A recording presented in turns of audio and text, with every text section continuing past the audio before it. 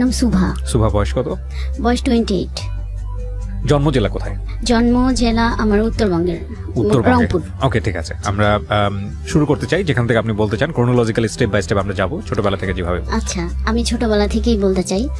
আমার ছোটবেলা কাটে রংপুরেই।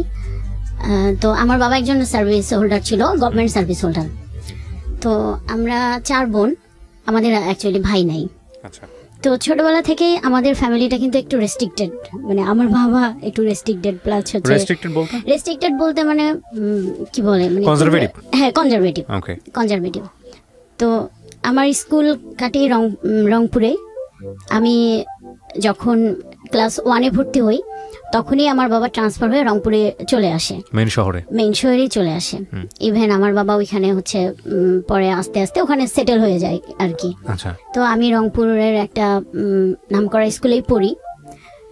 তো সেখানে আমি খুব ভালো স্টুডেন্ট ছিলাম, মানে ক্লাস 1 থেকে 5 পর্যন্ত আমি, মানে আমার মনে হয় না যে আমি কখনো সেকেন্ড হয়েছি। জি, আমি ফার্স্ট হয়েছি। এবং হচ্ছে ক্লাস 5-এর বৃত্তি পরীক্ষা আমি স্কলারশিপও পেয়েছি। Very good. বাট এইটা যে আমি স্কলারশিপটা পাবো আমি কখনো চিন্তা করি নাই, কারণ আমার ধারণা ছিল যে মনে হয় পাবো না।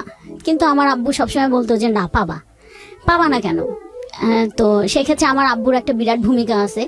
দেখা যায় তো আব্বু সারাদিন অফিস করার পর এসে আমাকে পড়াইতো। হ্যাঁ, তো সেক্ষেত্রে আমার একটু বিরক্ত লাগতো। ছোট মানুষ ছিলাম তখন, একটু খেলতে যাইতে পারতাম না।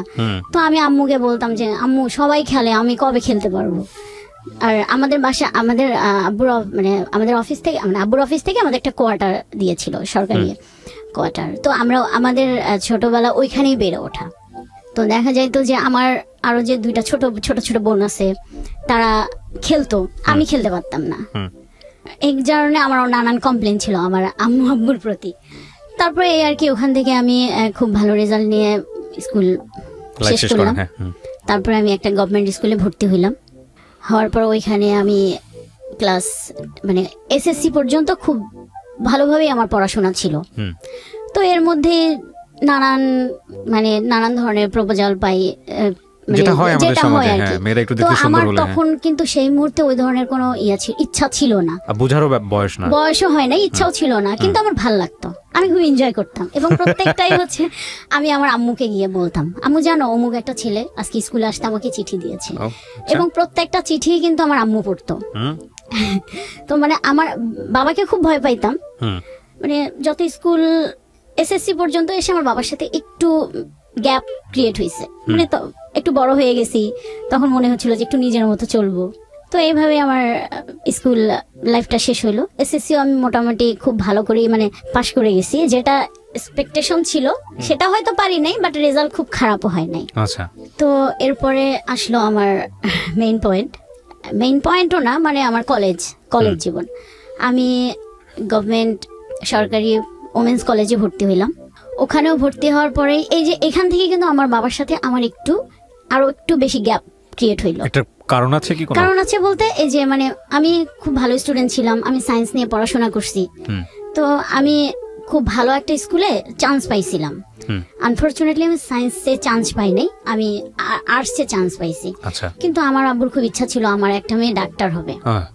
ও এর মধ্যে একটা কথা বলি, সেটা হচ্ছে আমার বড় আপুর কিন্তু ক্লাস 9-এ কি 10-এ বিয়ে হয়ে গেছে, কারণ আমার বড় আপু খুব সুন্দরী ছিল। মানে এত পরিমাণ ছেলেদের অত্যাচার ছিল আমাদের, ফ্যামিলি থেকে দিয়ে দিয়েছে। কিন্তু আমার বড় আপু মানে বিয়ের পরে কিন্তু সে কিন্তু মাস্টার্স কমপ্লিট করছে। আমার দুলাভাই বাইরে ছিল। তো এর মধ্যে আমি, বড় আপু তো শ্বশুর বাড়িতে চলে গেছে, ওখান থেকে পড়াশোনা, তো সে তার মতো আর কি সংসার জীবন করতেছে। তো আব্বু এখন চিন্তা করতেছে আমার একটা মেয়েকে তো আমি অনেক তাড়াতাড়ি বিয়ে দিয়ে দিছি, আর ওই মেয়েটার থেকে আমার এই মেয়েটা অনেক ভালো, পড়ালেখায় অনেক ভালো, বাকি 2টা তো এখনো ছোট। তো আব্বুর এটা ছিল যে তুমি সায়েন্স নাও। এখন আমার কথা হলো যে আমি খুব ভালো একটা স্কুলে চান্স পাইছি, মানে আমি ওই স্কুলটা ছাড়তে চাইতেছিলাম না। সায়েন্স আর্টস কোনো ফ্যাক্ট না। কিন্তু আব্বু এটা নিয়ে খুব একটু রিয়াক্ট করছে। আমি আর আম্মু অলমোস্ট ভর্তি হইতেও গিয়েছিলাম ওই স্কুলে। ঠিক যে টাইমে আমি ফর্মটা ফিল আপ করবো, ওই টাইমে আব্বু ফোন দিয়ে আম্মুকে বলছে যে না, আমি ওখানে পড়াবো না, তুমি ওকে নিয়ে আসো। আর ছোটবেলা থেকে আমরা যেটা দেখতাম যে আব্বু একটু খুব রাগী, আব্বু যেটা বলতো আম্মু সেটাই করতো, আর আমরা সেটাই করতাম। তো আম্মু আমাকে বললো যে যাই হোক, তোমার বাবা যেটা চাইতেছে সেটাও তো খারাপ না, তুমি একটু চেষ্টা করো, পাবা। কিন্তু আমার কেন জানি ভাইয়া তখন হয়েছিল যে আমি হয়তো সায়েন্সটা নিয়ে পড়তে পারবো না। কেন জানি আমার মনে হয়েছে যে আমি হয়তো এসএসসিটা যে পরিমাণ একটা রেজাল্ট আমার আশা ছিল সেটা হয় নাই, আমি মনে হয় সায়েন্সটা পারবো না। আমি আম্মু আব্বুকে কাউকেই বুঝাইতে পারি নাই। আচ্ছা। তো আব্বু আমাকে কি করলো, নিয়ে আসলো ওখান থেকে। নিয়ে আসার পর আমি সায়েন্সে ভর্তি হইলাম। এক পর্ব খুব জোর করেই ভর্তি হইলাম। আচ্ছা। আমার মনটা ওইখানে একটু ভেঙে যায় যে আমাকে চাপাই দিল। যাই হোক, বাসা থেকে ক্লাস করতেছিলাম। বাসা থেকে ক্লাস করতে আমার একটু অসুবিধা হচ্ছিল, কারণ কলেজটা একটু অনেক দূরে ছিল। একটা সময় আমি আব্বুকে গিয়ে বললাম, আব্বু আমার বাসা থেকে কলেজটায় যেতে অনেক সমস্যা হয়, তো আমি যদি একটা হোস্টেলে উঠি। আমাদের কলেজে হোস্টেল ছিল। তখন কি সেটা রংপুরে? জি ভাইয়া, রংপুরে। তো আব্বু বলছে যে না, কি এমন অসুবিধা হয়, আমি তো তোমাকে প্রতিদিন বাইকে করে নামাই দিই। আমি বলছি, আব্বু প্রতিদিন বাইকে করে নামাই দিলে অনেক সময় হয় কি ক্লাসটা যেতে লেট হয়ে যায়, আর বাসায় আসতে আসতে আমারও খুব টায়ার্ড লাগে, পরে আর মানে রাতে বেশিক্ষণ আমি পড়তে পারি না, ঘুমাই যাই। তো এরকম করে 6 মাস আমি বাসা থেকেই ক্লাস করছি। 6 মাস পরে আমাদের এমনি একটা পরীক্ষা হয়। সে পরীক্ষাটার মধ্যে আমি খুব একটা ভালো রেজাল্ট করতে পারি নাই। তখন কিন্তু আমাদের রেজিস্ট্রেশন হয় নাই। তো সেখানে আমি কেমিস্ট্রি, এটা আমার মাথায় কিছুই ঢুকতো না। অন্যান্য সাবজেক্ট আমার কোনো প্রবলেম নেই, কিন্তু হ্যাঁ, কেমিস্ট্রিটা আমার মাথায় ঢুকতো না। আমি 6 মাস ক্লাস করার পর আব্বুকে বলছি, আব্বু এখনো তো রেজিস্ট্রেশন হয় নাই, আমি কিন্তু চাইলে চেঞ্জ করতে পারি, কারণ আমার মনে হয় যে আমার কেমিস্ট্রিটা একদমই মাথায় ঢুকতেছে না। তো আব্বু বলতেছে না না, সমস্যা নেই, আমি আরো 2টা মাস্টারের জায়গায় আরো 3টা মাস্টার রাখবো। মানে ওনার মেন পয়েন্টটা ছিল আমাকে ডাক্তার বানাবে, যেভাবেই হোক। তো এরকম করে আমি আব্বুকে বুঝাইতে পারলাম না। আমি রেজাল্টও এদিকে খুব একটা ভালো হইল না। হোস্টেলে চলে গেলাম। হোস্টেলে সিট পাইতে অনেক কষ্ট করতে হয়েছে, কারণ অলমোস্ট তখন ফুল, কোনো রুম পাই নাই। তখন আমার ওই হোস্টেলের একজন আমার রিলেটিভ ছিল, আমার সম্পর্কে মামা হয়। আব্বু ওনার সাথে কথা বললো যে আমার মেয়ের তো এরকম আসতে খুব অসুবিধা হয়, আপনি যদি একটা ব্যবস্থা করেন। পরে আব্বুকে বললো যে ভাই, এই মুহূর্তে তো আমরা কোনো রুম দিতে পারবো না, তবে গণরুমে ওকে একটা করতে মানে সিট দিতে পারবো। যখন কোনো একটা রুম খালি হয়ে যাবে, কোনো একটা মেয়ে চলে যাবে, তখন আমরা তাকে সেখানে শিফট করতে পারবো। তো প্রথমে কিন্তু খুব ভালো লাগতেছিল যে হোস্টেলে আসবো, একটা স্বাধীন জীবন, হ্যাঁ, খুবই ভালো লাগতেছিল। কিন্তু যেদিন আব্বু আম্মু আমাকে মানে হোস্টেলে নিয়ে আসার পর আব্বু আম্মু যখন চলে গেল, তখন না মনের ভিতরে একটা মানে বাবা মা যে নাই, থাকবে না কাছে, এটা ফিল করে আমার খুব কান্না পাইলো। পরে আব্বু বললো যে আচ্ছা তুমি কান্নাকাটি করো না, আমার তো অফিস এদিকেই, আমি যাওয়ার সময় একবার দেখা করে যাব। আর আম্মু তো জানেনি ভাইয়া মায়েরা কি হয়। পরে আব্বুকে বলতেছিল যে মেয়েটাকে জোর না করলেও পারতা। যাই হোক, হোস্টেল জীবন আসলাম। 1 সপ্তাহ খুব খারাপ লাগছে, অ্যাডজাস্ট করতেও খুব কষ্ট হয়েছে, কিন্তু খুব একটা সমস্যা হয় নাই আমার, কারণ আমি আমার স্কুলের কিছু পরিচিত ফ্রেন্ড পাইছি। তো যে কারণে, এবং ওরা মোটামুটি আমার খুব ক্লোজই ছিল, যে কারণে আমার অ্যাডজাস্ট করতে সমস্যা হয় নাই। তো এইভাবে হোস্টেল জীবন কাটতেছিল। একটা পর্যায়ে গিয়ে আমি একটা রুম পাই, এবং ভাই আমার কপালটা এত ভালো, আমি যে রুমটা পাই সেখানে আমার ওই স্কুলের বান্ধবীরাই ছিল। 2 জন ছিল, আর 2 জন, আর একটা মেয়ে ছিল, সে আমাদের স্কুলের না, বাট ওর সাথেও কেন জানি মানে ওই একদিনেই খুব তাড়াতাড়ি আমরা ফ্রি হয়ে গেলাম। হ্যাঁ, তো এরপরে হোস্টেল জীবন খুব মানে ভালোভাবে কাটতেছিল। হাসি কান্না, দুষ্টামি, প্রচুর দুষ্টামি করতাম আমি আমার মনে আছে, আমি দুষ্টামির জন্য ম্যাডামের মাইরও খাইছি কলেজে পড়ি। তো আবার পড়াশোনা তখন একটু মানে আমি ফিল করতে পারতেছিলাম যে একটু পড়াশোনার বাইরে থেকে আমি চলে যাচ্ছি, কিন্তু ওই যে ছাড়া একটা জীবন পাইছি না, এতদিন তো বাধা ছিলাম এটাতে, ফ্রেন্ডদের সাথে গল্প মজা দুষ্টামি যেটা বলে, এটার কারণে। আর আমার নামে প্রতিদিনই কমপ্লেন ছিল হোস্টেল সুপার ম্যাডাম ছিল, তো ওনাকে আমরা খুব ভয় পাইতাম, মানে উনি আসা মানে ভাই একটা আতঙ্ক। তারপর এইভাবে আমার এসএসসি রেজাল্ট ফার্স্ট টাইমে একটু খারাপ হইলো। HSC or SSC? না না, এইচএসসি, ইন্টারমিডিয়েট। প্রথম আমার খারাপ হয়ে গেল। আমি রেজাল্ট বের হইলো তখন আমি মানে বোর্ড পরীক্ষা খারাপ করলাম। বোর্ড পরীক্ষায় খারাপ হইছে। সেকেন্ড টাইম আবার দিয়েছেন? হ্যাঁ, সেকেন্ড টাইম আবার দিয়েছি। ওই রেজাল্টটা খারাপ যখনই হইলো তখনই মানে আব্বুর সাথে আবার আরো দূরত্ব বেড়ে গেল। কারণ আমার থেকে আমার বাবা বেশি কষ্ট পাইছে। কারণ আমার বাবার খুব ইচ্ছা ছিল যে আমি যদি পাশও করতাম, বাবা যেভাবেই হোক আমাকে মেডিকেলে পড়াইতো।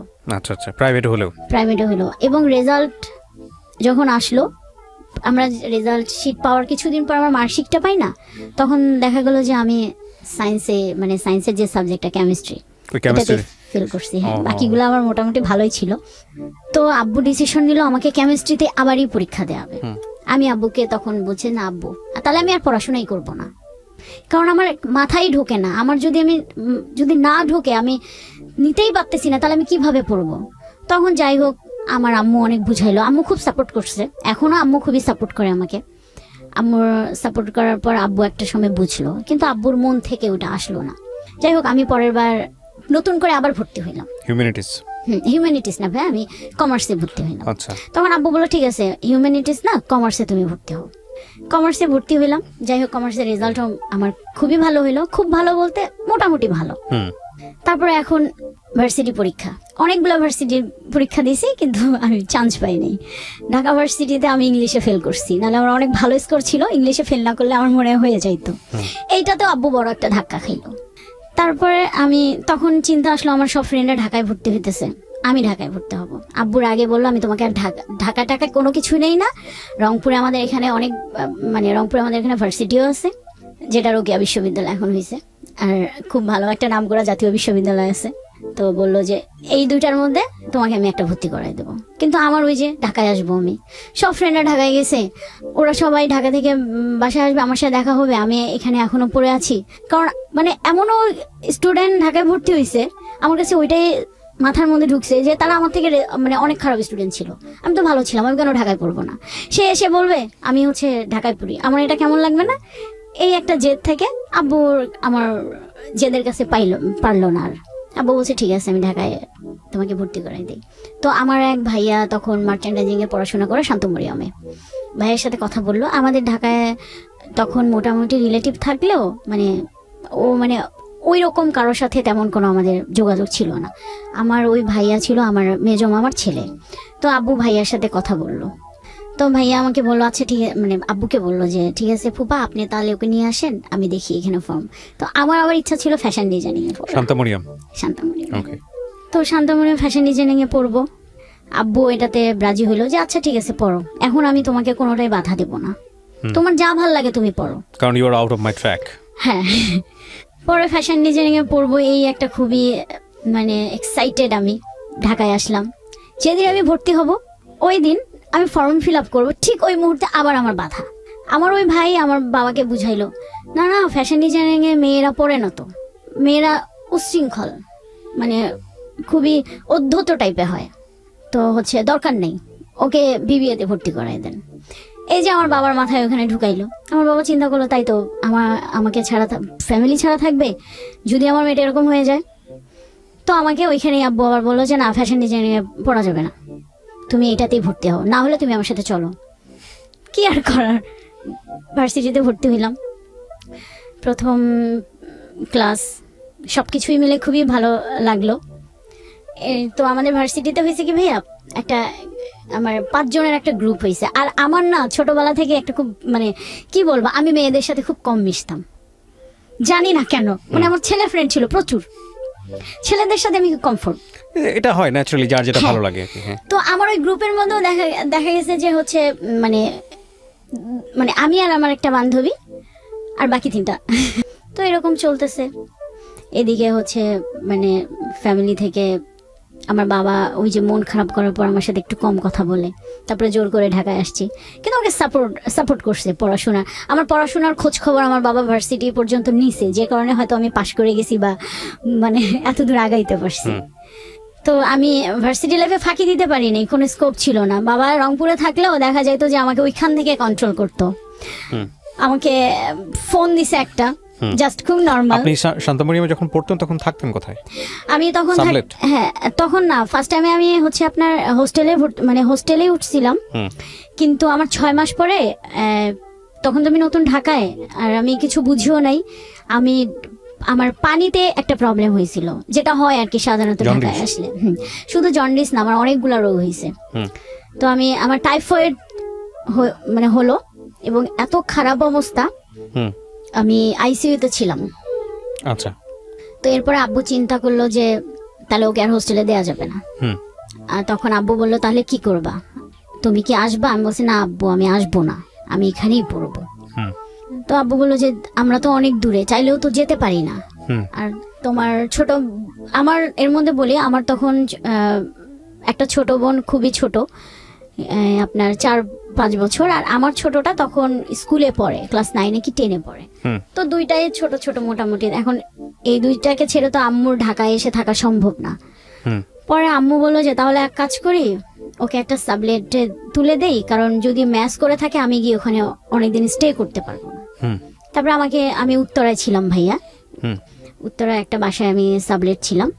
তো আম্মু দেখা যেত আমাকে ঢাকায় 6 মাস, বাড়িতে 6 মাস, এরকম করে করে আমার আম্মু থাকা শুরু করলো। আপনার এখানে 6 মাস, বাড়িতে 6 মাস? বাড়িতে 6 মাস, হ্যাঁ। এর মধ্যে হইলো তখন আমি আমার 4th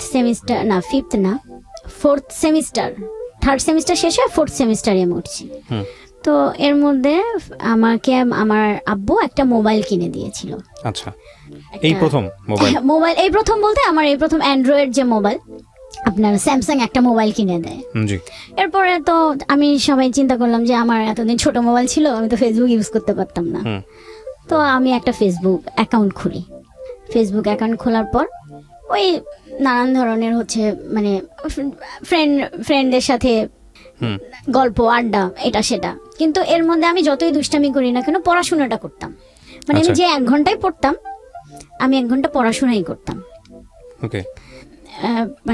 সবার সাথে আড্ডা, আমাদের একটা গ্রুপও হইলো ভার্সিটির, তো এখানে মজা টজা, তো সবকিছু মিলেই ভালো একটা সময়, ভালো আমার মনে হয় সব থেকে বেস্ট সময় আমার ভার্সিটি লাইফ। হ্যাঁ, 3rd সেমিস্টার তখন আপনি? হ্যাঁ, 3rd সেমিস্টারে। 3rd সেমিস্টার শেষ হয়ে 4th সেমিস্টারে আমি উঠবো। এর মধ্যে ফেসবুক আমার 3rd সেমিস্টারের পরীক্ষা, আমার ফাইনাল পরীক্ষা শেষ হয়েছে, আমি বাড়িতে গিয়েছি। তো আমার যতটুকু মনে পড়ে, ওটা একদম আমাদের রংপুরে তো অনেক শীত, ডিসেম্বর মাসটা প্রচন্ড শীতের টাইম। তো ওই আমি তখন বাড়িতেই ছিলাম, পরীক্ষা শেষ হয়েছে, বাড়িতেই ছিলাম। তো এর মধ্যে হচ্ছে ফেসবুকে অনেকদিন পর ওই যে ঘাটাঘাটি করতে করতে একটা মেসেজে গিয়ে আমার চোখ আটকাইছে। এখানে একটু কথা বলি ভাইয়া, সেটা হচ্ছে যে আমি স্কুল লাইফ বলেন, কলেজ লাইফ বলেন, ভার্সিটি লাইফ বলেন, আমার ছোট থেকে একটা না জিনিস কাজ করতো। অনেক আমাকে অনেকে প্রপোজ করছে, অনেক ছেলেরা করছে, কিন্তু এই যে প্রেম, যে বিষয়টা প্রেম করব, এই জিনিসটা না সিরিয়াসলি একটা রিলেশনশিপে যাব, এই জিনিসটা আমার তখনও পর্যন্ত আসতো না। আর আমার ছোটবেলায় থেকে একটা জিনিস ছিল, না আমি কেন একই ক্লাসের ছেলেদের সাথে প্রেম করব, কেন আমি অন্য বড় ভাইদের সাথে প্রেম করব। আমার না ছোটবেলা থেকে আমি জানি না, মাথায় একটা জিনিস ঘুরতো, আমার থেকে 10-12 বছরে বড় হবে এরকম কেউ আমাকে প্রপোজ করলে আমি এদের সাথে প্রেম করব। এরকম একটা আমার ছিল, জানি না কেন। তো বাসায় ওই টাইমটায় কোনো কাজ নেই, পরীক্ষা টরীক্ষা শেষ হয়েছে। আর তখন ওই টাইমটা আমাদের বাসায় আবার খুব সব আত্মীয় স্বজন ছিল, বলতে আমার বড় বোন আসছে অনেকদিন পর। এটা নিয়ে পুরো একটা বাসার একটা খুব ভালো মোমেন্ট ছিল। তারপরে তো আমি একদিন শুয়ে আছি দুপুরবেলা, হঠাৎ করে আমার একটা মেসেজটা অনেকদিন আগে পাঠাইছে, আমি এটা খেয়াল করি নাই। আমার এখনো মনে আছে 25 তারিখ হবে, কেউ একজন, তখন চেনেন না আপনি? হ্যাঁ, চিনি না। সে আমাকে একটা মেসেজ দিছে, সে ডিরেক্ট এইভাবে বলছে, তোমাকে আমার ভাল লাগে, আমি তোমার সাথে রিলেশন করব, তুমি যদি রাজি থাকো আমাকে ইয়েস বলো, না থাকলে এই পর্যন্ত স্টপ। এটা কি ফেসবুকের ইনবক্স করেছে? ফেসবুকে ইনবক্স করেছে। চিন্তেন আপনি আইডি দেখে চেনা গেল ছেলেটাকে নাকি ফেক আইডি? আমি তখন খেয়াল করি নাই আইডিটা। আমি না ওই রকম একটা মেসেজ দেখে আমার খটকা লেগেছে যে কে, খটকা থেকে আমার বেশি একটা ইন্টারেস্ট লেগেছে। কেন লেগেছে যে সে একদম আমাকে ডিরেক্ট বলছে। তো আমি কিছুক্ষণ চিন্তা করছিলাম, ওটা নিয়ে চিন্তা করে কি রিপ্লাই দেবো। আমি ভাবলাম যে না থাক, এরকম কতজনে কি দেয়, রিপ্লাই দেবো না। তো আমি ওই দিন আর রিপ্লাই দিই নাই, কিন্তু আমার মাথার মধ্যে কিন্তু ওই জিনিসটা আছে, কে কে কে না একটু আমি দেখতেই তো পারি। একদিন পর আমি ফেসবুকে মানে তার চিন্তা মানে প্রোফাইলটা গিয়ে আমি ভালো করে দেখতেছিলাম। তো দেখতে মানে প্রথম প্রোফাইল পিকচারটা দেখেই না আমার চোখটা আটকে গেছে। মানে আর আমি বলি আমার খুব লম্বা ছেলেদের প্রতি একটা উইক কাজ করে। ওকে ওকে, ছেলেটা না খুব লম্বা, মানে খুব স্মার্ট, যা হয় কি ছেলেরা স্মার্ট, মেয়েরা যেরকম একটা ছেলে পছন্দ করে, মানে তাদের হচ্ছে স্বপ্নের নায়ক থাকে না, যে মানে স্বপ্নের একটা চিন্তা করে যে এরকম হবে ওরকম হবে, ঠিক ওরকমই ছিল। তো আমার না দেখে খুব ভালো লাগতেছিল। পর আমি স্ক্রল করে করে আপনার হচ্ছে প্রত্যেকটা ছবি দেখছি, দেখার পরে আমি কোনো রিপ্লাই দেই নাই। আমার ভালো লাগছে কিন্তু আমি রিপ্লাই দেই নাই। আমি দেখি কি করে।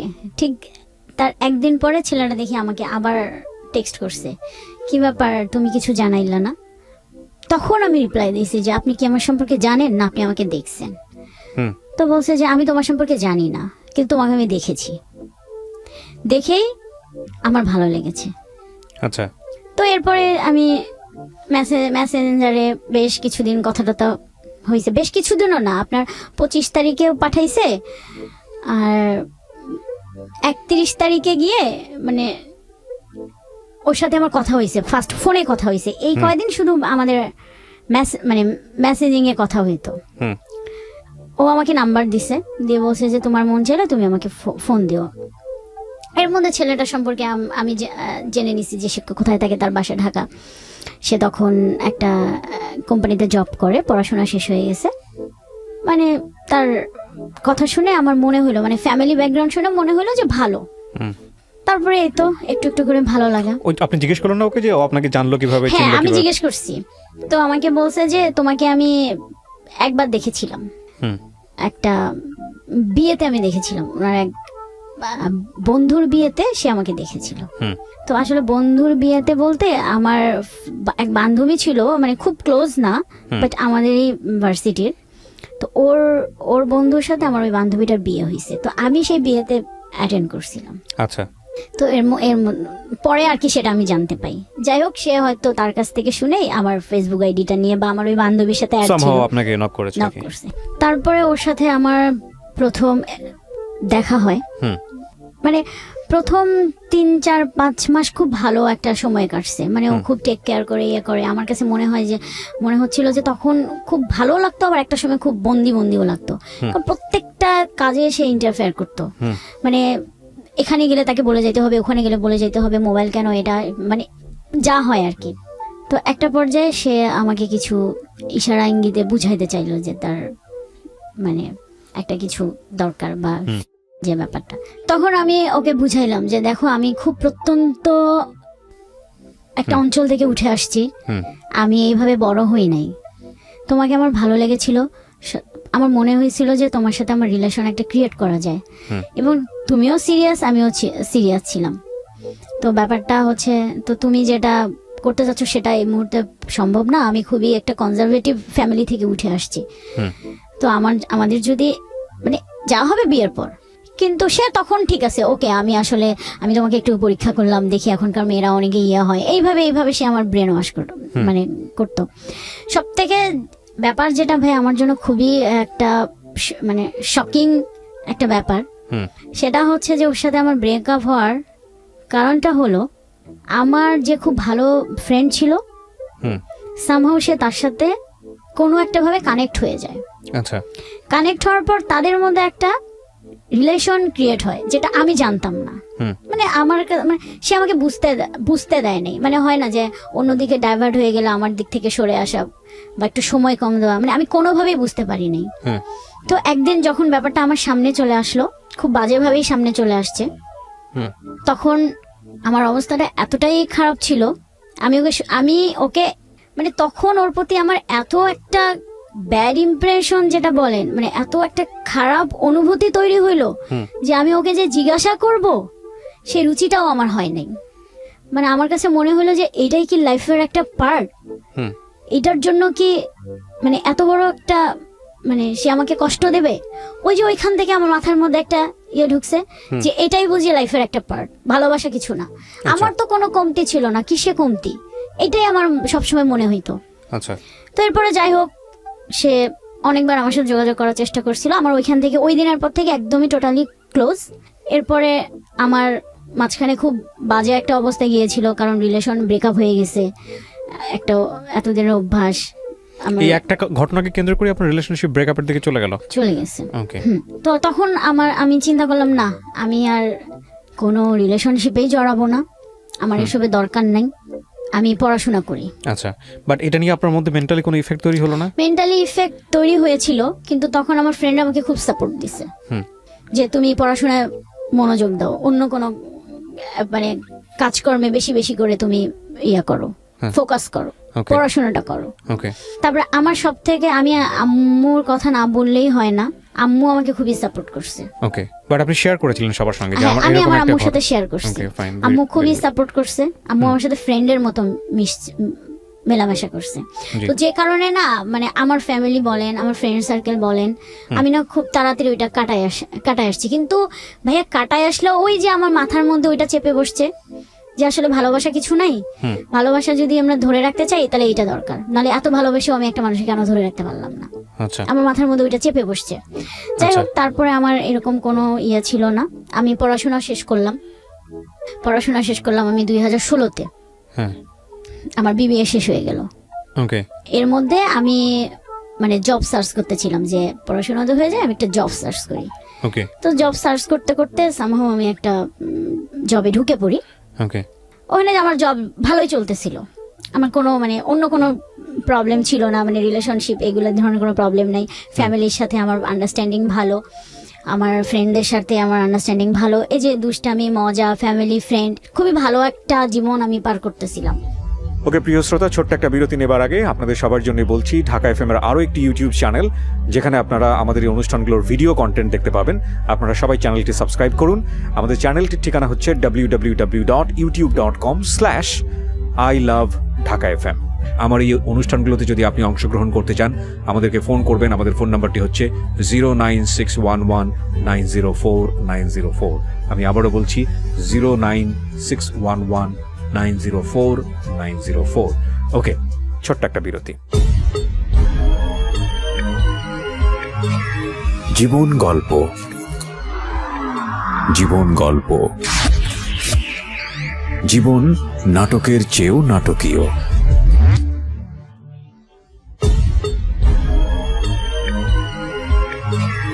জীবন গল্প।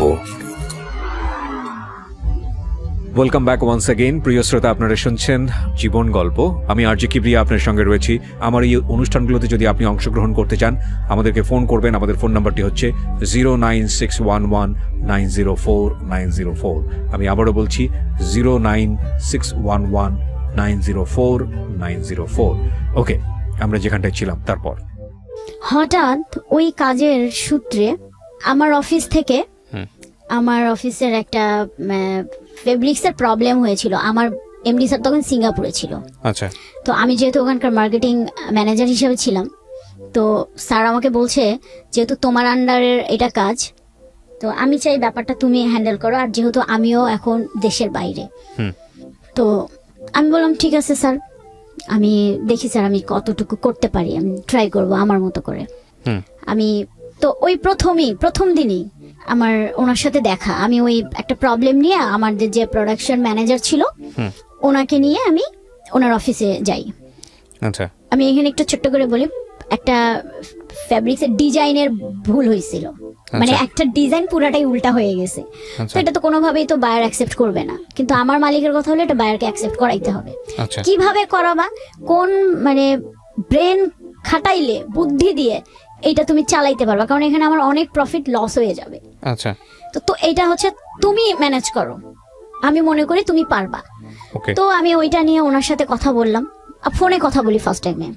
অ্যাজ ইউজুয়াল স্যার অ্যাকচুয়ালি যা হবার হয়ে গেছে, একটু দেখেন স্যার কোনোভাবে ম্যানেজ করে। আমি ওনাকে চাচ্ছিলাম যে কনভিন্স করে ম্যানেজ করে উনি বায়ারকে কনভিন্স করুক, আমার জিনিসটা যেন শিপমেন্ট হয়ে যায়, নাহলে আমার কোম্পানি সত্যি একটা খুব বড় একটা লস খেয়ে যাবে। পরে উনি বললো আচ্ছা আপনি এক কাজ করেন। আর সব থেকে মজার ব্যাপার হলো উনি আমাকে যতই বুঝাইতেছিল ডিজাইনটা, আমি ঠিক তার উল্টা বুঝতেছিলাম। একটা পর্যায়ে উনি খুবই বিরক্ত, উনি আমাকে বললো তুমি ইয়া করো, আপনি ইয়া করেন, আপনাকে ফোনে আমি বুঝাইতে পারবো না, আপনি আপনার টিম নিয়ে আমার অফিসে চলে আসেন। পরে বললাম ঠিক আছে স্যার, তাহলে আমি আজকে আর যাবো না, কালকে একদম সকালে আমি আপনার অফিসে চলে যাই। আমি ওনার অফিসে চলে গেছি, মানে ওনার অফিসে যাই, আমি আমার টিম নিয়ে বসে আছি। তো সব এখানে একটা মজার কথা বলি, ওনার যে নাম, ওই নামে ওই অফিসে আরো 4 জন। আমি রিসেপশনে বসে আছি, আমি তো তখন পর্যন্ত ওনাকে দেখি নাই, আমার সামন দিয়ে উনি ঘুরপাক করতেছে। আমি যে রিসেপশনে বলছি যে আমি মানে ওনার নাম বলছি যে আমি অমুক স্যারের সাথে দেখা করতে আসছি, তো ওনারা, আমি এখানে একটা ছোট্ট ভুল করি, মানে আমি ওনার পুরা নামটা বলি নাই, না বলে জাস্ট একটা নামের পার্ট বলছি, তো যে কারণে ওই নামের পার্টটাই অফিসের আরো 3-4 জন আছে। তো উনি রিসেপশন থেকে আমাকে কনফার্ম করলো, ম্যাডাম আপনি একটু বসেন, স্যার তো বাইরে গেছে, স্যার আসতে একটু লেট হবে। আমি বসে আছি, কিন্তু যে যার কাছে আমি গিয়েছিলাম সে আমার সামন দিয়ে ঘুরপাক করতেছিল, মানে উনিও আমাকে খুঁজতেছিল যে কি ব্যাপার, ওনার আসার কথা ছিল, উনি এখনো কেন আসতেছিল না। তো এরকম করে 1 ঘন্টা চলে গেছে, যাওয়ার পর উনি আমার সামনে আসছে, এসে আমাকে জিজ্ঞাসা করছে যে আমার যদি খুব ভুল না হয় তাহলে আপনি কি সুভা? তো আমি চেয়ার থেকে মানে উঠে দাঁড়ায় ওনার মুখের দিকে তাকায় আছি, এমন ভাবে তাকায় আছি মানে আমি কি বলবো। পরে আমি খুব আস্তে করে বললাম যে জি স্যার আপনি। বলছে যে আপনি তো আমার কাছেই আসছেন। আমি আর কি বলবো ভাইয়া, লজ্জায় মানে মাথা একদম নিচু করে ফেলছি। বলছে যে আপনি কি বলছেন রিসেপশনে? আমি বলছি স্যার আমি অ্যাকচুয়ালি এটা বলছি। পরে বললো আচ্ছা আমার ঠিক আছে, সমস্যা নেই, এটা হইতেই পারে, এই নামে 4 জন আছে তো ওরা বুঝে নাই। যাই হোক, আমরা আমাদের ওই প্রবলেম নিয়েই কথা বলতেছিলাম, উনি খুব হেল্প করছে ওই ব্যাপারটায়। আমি বললাম যে স্যার এটা একটু দেখেন, আপনি কোনোভাবে বায়ারকে যদি এটা শিপমেন্ট করাইতে পারেন তাহলে আমাদের খুবই প্রবলেম হয়। পরে আমার টেকনিশিয়ান যে ওখানে ছিল, তাদের টেকনিশিয়ান মিলে আমরা ওইখানেই আর কি বুদ্ধি পরামর্শ করতেছিলাম যে কিভাবে এই জিনিসটাকে আমরা সলভ করি। পরে উনি বললো যে দেখেন এইভাবে করতে পারেন, সেক্ষেত্রে হচ্ছে মানে যদি আর কি ওয়াশে যদি আমার জিনিসটা ফেসে না যায় আমার কোনো প্রবলেম নেই, ফেসে গেলে আমার প্রবলেম, কারণ আমার ওটা আমি শিপমেন্ট করতে পারবো না, বায়ার নেবে না। আর সব থেকে বেটার হয় আপনি এখনই যান, আপনি ডিরেক্ট বাইং অফিসে চলে যান, আমি নাম্বার দিতেছি, দেখেন উনি কি করতে পারে। পরে আমি সাথেই আর এর মধ্যে উনি বললো যে আমি তাহলে আমার অফিসে ডিএমডি স্যারের সাথে কথা বলি, যেহেতু আপনি একটা মেয়ে মানুষ আসছেন। তারপরে ভাইয়া আমি সাথেই চলে গেলাম ওই বাইং অফিসে, ওনার সাথে দেখা করলাম, কিন্তু ওখানে গিয়ে খুবই একটা আশানুরূপ রেজাল্ট হইল না, খুব মানে মন খারাপ একদম আমার। আমি বাসায় চলে আসলাম, এর মধ্যে তো আমার বস কি হইলো আমি কিচ্ছু জানি না, দোষটা কার? আমি বলছি স্যার দোষটা আসলে কারোই না, আবার মানে আমাদেরই। পরে বললো তাহলে আপনি দেখেন কি করবেন, না হলে কি আর করা, হয়ে গেল, লস যদি হয়ে যায় আমার তো কিছু করার নাই, কিন্তু যতক্ষণ পারবেন চেষ্টা চালাই যান আপনার দিক থেকে। পরে আমি ওই স্যারকে আবার ফোন দিলাম যে স্যার আমার তো পারলাম না, স্যার আপনি প্লিজ দেখেন কি করেন। তখন উনি আমাকে, আর ওদের ওই মুহূর্তে কিন্তু কোনো সময়ও নেই, কারণ শিপমেন্টের অল্প কিছুদিন বাকি আছে, নতুন করে আবার ডেভেলপমেন্ট করা, স্যাম্পলিং করা, মানে আরো 15 থেকে 20 দিনের ব্যাপার, যেটা ওদের আর নাই কিন্তু সময়। পরে আমি এক পর্যায়ে বললাম যে স্যার তাহলে যদি না হয় তাহলে আর কি করার, আপনি এটা অর্ডার ক্যান্সেল করে দিয়ে আপনি অন্য কারো কাছ থেকে নিতে পারেন। তখন বললো যে না এটা কোনো তো সলিউশন না, এখন এই আমার সময় হাতে মাত্র 4-5 দিন আছে আমার শিপমেন্টের, আমি এখনো কিছুই শুরু করি নাই, আমার কাটিং এর লোকজন বসে আছে, লাইন বসে আছে, আপনি এসব কি উল্টাপাল্টা কথা বলেন। আমি বলছি তাহলে এটাই নিতে হবে, আমার কোনো উপায় নেই, আমি নতুন করে আর আপনাকে প্রোডাকশন করে দিতে পারবো না, তা আপনি যেখানেই নেন না কেন, আমার কাছ থেকে নেন, অন্য কারো কাছ থেকে নেন, আপনাকে মিনিমাম 25 দিন সময় লাগবে। বলছে না আমার পক্ষে সম্ভব না। পরে যাই হোক ওনারা বলছে দেখি আমি কি করতে পারি। ওনারা ওনাদের অফিসে ওনার স্যার, ওনার ম্যাডাম এদের সাথে আলোচনা করলো। আমাকে পরের দিন বিকালবেলা আমাকে ফোন দিয়ে বললো যে আপনি এক কাজ করেন, আপনি ফেব্রিক্সটা পাঠিয়ে দেওয়ার ব্যবস্থা করেন, কিন্তু এখানে আপনি আমাকে একটা মেইল দেন, আর এটা আমি আপনাকে মেইলের রিটার্ন মেইল দিচ্ছি, এবং এখানে লেখা থাকবে যেটা আপনার যে পেমেন্টটা সেটা আপনি শিপমেন্টের পর পাবেন। আচ্ছা, তার আগে আপনি কোনো পেমেন্টের জন্য ঝামেলা করবেন না, কারণ এই মালটা মানে এই প্রোডাক্টটা ফেব্রিক্সটা আপনার হচ্ছে জার্মানি যাবে, ওইখান থেকে কাস্টমার কিরকম সেল হয় সেরকম তারা ওয়াশ করবে, তারপরে তো তারা যদি চলে তাহলে আমরাও পেমেন্ট পাবো, আপনিও পাবেন। মিনিমাম 6 থেকে 7 মাস সময় লাগবে। এর আগে কোনো ফোন টোন কিন্তু দিয়ে না, আমি দিতে পারবো না। তা বলছে আচ্ছা ঠিক আছে স্যার, সমস্যা নেই, আপনাদের সাথে তো আমার র্যান্ডমলি কাজ হয়, একটা পেমেন্ট আচ্ছা 6-7 মাস আটকা থাকলেও প্রবলেম নেই, কিন্তু আমার লস হইলো না। এরপরে আমি আমার মতো 3-4 মাস তার সাথে আমার কোনো যোগাযোগ নেই, টোটালি কোনো যোগাযোগ নেই, কোনো ফোন না, কিছু না। হঠাৎ একদিন আমি বলি, তারিখটা আমার মনে আছে, 25 তারিখ ডিসেম্বরের 25 তারিখ 2017 সাল। আমাকে ডিসেম্বরের 25 তারিখে আপনার বড়দিন আর কি, তো আমাদের যেটা নিয়ম থাকে প্রত্যেকটা ক্লায়েন্টদেরকে আমরা উইশ পাঠাই বড়দিনে। তো আমি ওই একটা টেক্সট সিলেক্ট করে সবাইকে ওইটাই ফরওয়ার্ড করে দিয়েছি। হ্যাঁ, তো ওনাকেও আমি পাঠাইছি। তারপরে না আমার কিছুক্ষণ পর উনি দেখি আমাকে রিপ্লাই দিল। রিপ্লাই দেওয়ার পর আমাদের মধ্যে কথা টথা হচ্ছে। তখন আমার একটা ছবি ছিল হোয়াটসঅ্যাপের যে প্রোফাইল পিকচারটা, ওই প্রথম উনি আমার দিকে, ওই ছবিটাতে উনি আমার দিকে ভালো করে তাকায়। আমাকে কিছুক্ষণ পর সে খুব মানে অদ্ভুত একটা কোশ্চেন করছে, আমার কাছে যদিও এটা অদ্ভুত লাগে, জানি না দর্শকদের কাছে কেমন লাগবে। আপনি কি ওই মেয়েটা যে মেয়েটা আমার অফিসে আসছিলেন? মানে আমি প্রশ্নটা শুনে একটু অবাক। আমি আস্তে করে রিপ্লাই দিলাম, জি স্যার আমি ওই মেয়েটা। আপনি পাঠিয়েছিলেন? আমি রিকোয়েস্ট পাঠিয়ে নেই, উনি পাঠাইছে। মানে উনি মানে না, এটা ফেসবুকে না তো ভাইয়া, এটা হোয়াটসঅ্যাপের কথা বলি। হোয়াটসঅ্যাপে আমি যে মেসেজটা করছিলাম না, এরপর থেকেই উনি আমাকে রিপ্লাই, এবং আমার যে হোয়াটসঅ্যাপে ছবিটা দেওয়া ছিল সেটা উনি ফার্স্ট ওই দিনে আমাকে নোটিস করে ওই ছবিটাতেই, এবং নোটিস করার পরে আমাকে এই টেক্সটটা করে। পরে আমি ওনাকে রিপ্লাই দেয়, জি। বলছেন না, হতেই পারেন না। আমি বললাম যে কেন? বলছেন না, হতেই পারে না, এত ডিফারেন্ট হয় একটা মানুষ কিভাবে। এই যে ওইখান থেকে এই একটা ইস্যু নিয়ে ওইখান থেকে আমাদের মানে কথা, ফেসবুকে চ্যাটিং, তখন পর্যন্ত আমরা ফোনে কথা বলিনি। তো এরকম করতে করতে মানে আমি বুঝতে পারতেছি উনি আমাকে কি জানি বলতে চায়, বাট আমি অ্যাভয়েড করে যাই। উনি কি বলতে চায় আমি অ্যাভয়েড করতে যাই। উনি আমাকে শুধু বলে যে আপনাকে আমার একটা কিছু কথা বলার আছে, এই পর্যন্ত। আমি যখনই জিজ্ঞেস করি কি, না থাক অন্য একদিন বলবো। এইভাবে আরো 2 মাস চলে গেল। আচ্ছা, যাওয়ার পর একদিন আমাকে বলল যে না, আপনাকে নিয়ে আমার অনেক ডাউট আছে। আমি বলছি কেন? বলছে যে তখন পর্যন্ত কিন্তু আমাদের আর ফেস টু ফেস দেখা হয় নাই। বললো যে না। আমি বলছি কেন, আমাকে নিয়ে আপনার কি ডাউট? বলছে আপনি এই মেয়েটা হইতে পারেন না।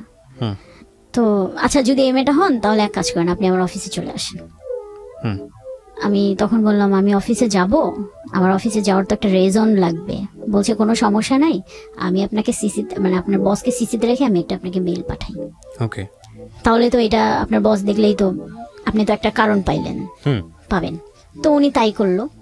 আমি এর মধ্যে কিন্তু আমাদের টুকটাক প্রতিদিনই কথাবার্তা হয়, রাতেও চ্যাটিং হয়। তারপরে আমি যাই পরের দিন, তো স্যার আমাকে ডেকে বলো যে এরকম তো উনি একটা মেল দিয়েছে, দেখো তো কি প্রবলেম। পরে আমি পরের দিন অফিসে গেলাম। তো যেহেতু আমি ওই দিন কোনো কাজেই যাব না, কাজের কত সালের ঘটনা এটা যখন শুরু হচ্ছে? 17 সালে, কয়েকদিন আগে। হ্যাঁ, তারপর আমি ওইখানে গেলাম ওদের অফিসে। তো ওনার সাথে আমার দেখা ওই অফিসেই ভালোভাবে দেখা। প্রথম উনিও আমাকে ভালোভাবে মানে খেয়াল করছে, আমিও ওনাকে ভালোভাবে খেয়াল করছি। পরে উনি আমাকে বলল যে আচ্ছা ঠিক আছে, অফিসে যেহেতু এত ডিটেলস কথা বলা যাবে না, আমরা খুব নর্মালি কথা বললাম, আপনার অফিসিয়াল বিষয়ে কথা বললাম। কিন্তু উনি আমি খেয়াল করতেছিলাম, উনি আমাদেরকে খুব ভালোভাবে তাকাইছিল। এবং এই বিষয়টা কি আপনি খুব ইজিলি নিচ্ছেন? লাইক থাকে না একটা পছন্দ করি না, অস্বস্তি বোধ করতেছি না, কিন্তু আমার ভালো লাগতেছে না। ফার্স্ট টাইমে আমার ওই সময় আমার একটু অস্বস্তি বোধই লাগতেছিল। আচ্ছা। যে পরে যাই হোক আমি আর কিছু বলি নাই, কথাটা তো শেষ করে আমি আসলাম। পরে আমাকে দেখলো যে সে আমাকে মেসেজ দিল, দিয়ে বললো যে না ঠিক আছে, আমার ডাউট মানে চলে গেছে। তারপর থেকে উনি আমাকে নানান ভাবে বোঝানোর চেষ্টা করে, টেক্সট হয়, কথা হয় প্রতিদিন। এবং আমি পরের দিন থেকে দেখি উনি আমার প্রতি একটু অন্যরকম, মানে ওনার কথা সুর আমাদের ফোনের কথা থেকে মেসেজের কথা বেশি হইতো। থাকে না অনেক সময় মেসেজের ভাষাও কিন্তু ভাইয়া বোঝা যায়। Right right right. হ্যাঁ, মেসেজের ভাষাও কিন্তু বোঝা যায় সে মানে কি আসলে বলতে চাচ্ছে বা কি মিন করতে চাচ্ছে। হ্যাঁ, সে দেখি আমার প্রতি খুবই কনসার্ন, আমাকে নিয়ে সে খুবই চিন্তা করতেছে, সে টেক কেয়ার করতেছে। তো তখন তো আমার ওই অফিসে অনেক কাজের প্রেসার, আমি অনেক কাজ করতাম। দেখা যেত যে আমার মানে কাজের ফাঁকে ফাঁকে আমি তাকে টেক্সট করতেছি, সেও কাজের ফাঁকে ফাঁকে টেক্সট করতেছে, নানান ধরনের কথাবার্তা। মানে সে একটু আমার এই যে দুপুর হলে তুমি লাঞ্চ করো, এখন অনেক লাঞ্চ করবা না, কখন করবা, যাও লাঞ্চ করো, কাজ কেন করতেছো। এই যে আমার প্রতি যে তার টেক কেয়ারটা, এইটা না আমার ভাল লাগতেছিল, আমার ভাল লাগতেছিল যে সবসময় সে আমাকে টেক কেয়ার করে। তারপরে কাজের ফাঁকে দেখা যায় যে সে একটা ভিডিও কল দিল, দিয়ে বললো যে আমি ভিডিও কলে থাকি, তুমি কাজ করো। Very interesting. হ্যাঁ হ্যাঁ, তো এটা তো ডিপ টাইপের একটা রিলেশনশিপে চলে যাচ্ছে, বোঝা যাচ্ছে খুব নরমাল টাইপের কোনো কিছু না, এখানে ফিলিংস জড়িত। তো আমার না জিনিসটা ভাল লাগতেছিল, আমি খুব এনজয় করতেছিলাম। আচ্ছা, তো এরকম হইতে হইতে আমি বাসায় মানে ওই যে আমি নর্মালি ওয়াইফাই ছাড়া দেখা যেত যে আমার তো ওইরকম কোনো আপনার ইন্টারনেটে তেমন কোনো কাজ নাই, আমি অফিস বাসায় ছাড়া এই আপনার কি বলে বাহিরে খুব একটা ডাটা ইউজ করতাম না প্রয়োজন ছাড়া। আচ্ছা আচ্ছা। তো আমার একদিন একটা মিটিং পড়লো মহাখালীতে, আমি মহাখালী আসছি, এই যে একটা মানে আস্তে আস্তে যে আমি ইনভলভ হচ্ছি, আমি তখন পর্যন্ত সে আমাকে বুঝাইতে চেষ্টা করলো, আমি ফার্স্ট আমি কিন্তু বুঝলেও একটু চাইতেছিলাম যে একটু ডিস্টেন্স ক্রিয়েট করতে, মানে আমি চাচ্ছিলাম না যে এত তাড়াতাড়ি ইনভলভ হয়ে যাইতে। ওকে। তো আমি মহাখালী অফিসে আসছি, সে আমাকে মনে হয় নক করেছিল হোয়াটসঅ্যাপে, আমাকে পাইনি, আমার কাজ শেষ, আমাকে একবার ফোনও দিয়েছিল, আমি ধরিনি, আমি কেটে দিয়েছিলাম। তো আমার কাজ শেষ, আমি ব্যাক করব, অফিস ব্যাক করব। আমার সাথে আমার অফিসের এক সিনিয়র আপু ছিল, তো ওনার সাথে আমার খুব ভালো একটা আন্ডারস্ট্যান্ডিং ছিল, মোটামুটি আমরা মানে হয় না, থাকে না কেউ কেউ ভাইয়া যে তাকে সবকিছু বলে একটু কমফোর্ট ফিল হয়। তো আপুটা আমাকে ছোট বোনের মতোই আমাকে খুব ভালোবাসতো, তো সেক্ষেত্রে অনেক কিছুই আমি শেয়ার করতাম। তো এই ব্যাপারটাকেও আমি আপুকে খুব শেয়ার করতাম, আপু জানেন একটা ওই স্যার কিন্তু হ্যাঁ এই যে আমাকে দেখেন কি কি টেক্সট করে, আমি কিন্তু ওনাকে খুবই বলছে ভালো তো স্যার তো দেখি একদম দেওয়ানা হয়ে গেছে, উনি আবার বলতেছিল। এই আমরা দুইজনেই বাসে বসে বসে গল্প করতে করতে আসতেছিলাম, হঠাৎ আমাকে ফোন দিয়েছিল, তখন আমি ফোনটা ধরি, কি ব্যাপার তুমি কোথায়? আমি তো এই তো মহাখালী আসছিলাম একটা কাজে, তোমার মোবাইলে অনেকগুলো টেক্সট করতেছি, তুমি কি পাও নাই? পরে আমি বললাম যে না, আমার তো পাওয়ার কথা না, কারণ তো মোবাইলে ডাটা নাই। কেন ডাটা নেই? পরে আমি বললাম আমি তো বাইরে খুব একটা ডাটা আমার লাগে না, আমার প্রয়োজনও মনে হয় না। পরে বললো ও আচ্ছা ঠিক আছে, সে ফোনটা কেটে দিল, আমি আর ফোনটা ব্যাক করিনি। কিছুক্ষণ পর দেখি সে আমাকে মোবাইলে ডাটা পাঠাইছে, আমি আবার ফোন দিয়েছি, মানে আমার কাছে এটা খুবই অস্বস্তি লাগতেছিল। আমি বললাম কি ব্যাপার, আপনি আমার মোবাইলে কেন ডাটা পাঠালেন, মানে রিসার্চ কেন করে দিলেন? পরে বলছে যে রিসার্চ কেন করে দিলাম সেই প্রশ্নটা পরে, আগে এখন যেটা তোমাকে করতে হবে, এখন থেকে সবসময় 24 ঘন্টা মোবাইলে ডাটা রাখবা। আচ্ছা, মানে মোবাইলের ডাটা ছাড়া তুমি বের হবা না, মানে somehow he is missing you। হ্যাঁ ওকে। পরে আমি কিন্তু তখনও পর্যন্ত দেখি নাই যে উনি আমাকে অনেকগুলো টেক্সট করছে, আমার ইনবক্স পুরো ফুল হয়ে গেছে, এত বড় বড় টেক্সট। তো আমাকে বললো আর তুমি এখন কথা বলবা না, তুমি কি আমার টেক্সট দেখছো? আমি বলছি না। তো বলছে তাহলে তুমি ফোন কাটো, কেটে তুমি টেক্সটগুলো দেখো। পরে দেখি যে একটার পর একটা আসতেই গেছে। তো আমি কয়েকটা দেখছি, কারণ এত টেক্সট এত বড় বড় ওই মুহূর্তে আমার মানে পড়তে চাইতেছিলাম না, কারণ আমি বলেন জার্নিতে মোবাইল চালাইতে পারি না, আমার মাইগ্রেনের প্রবলেম, তো আমার মাথা খুব ব্যথা করে।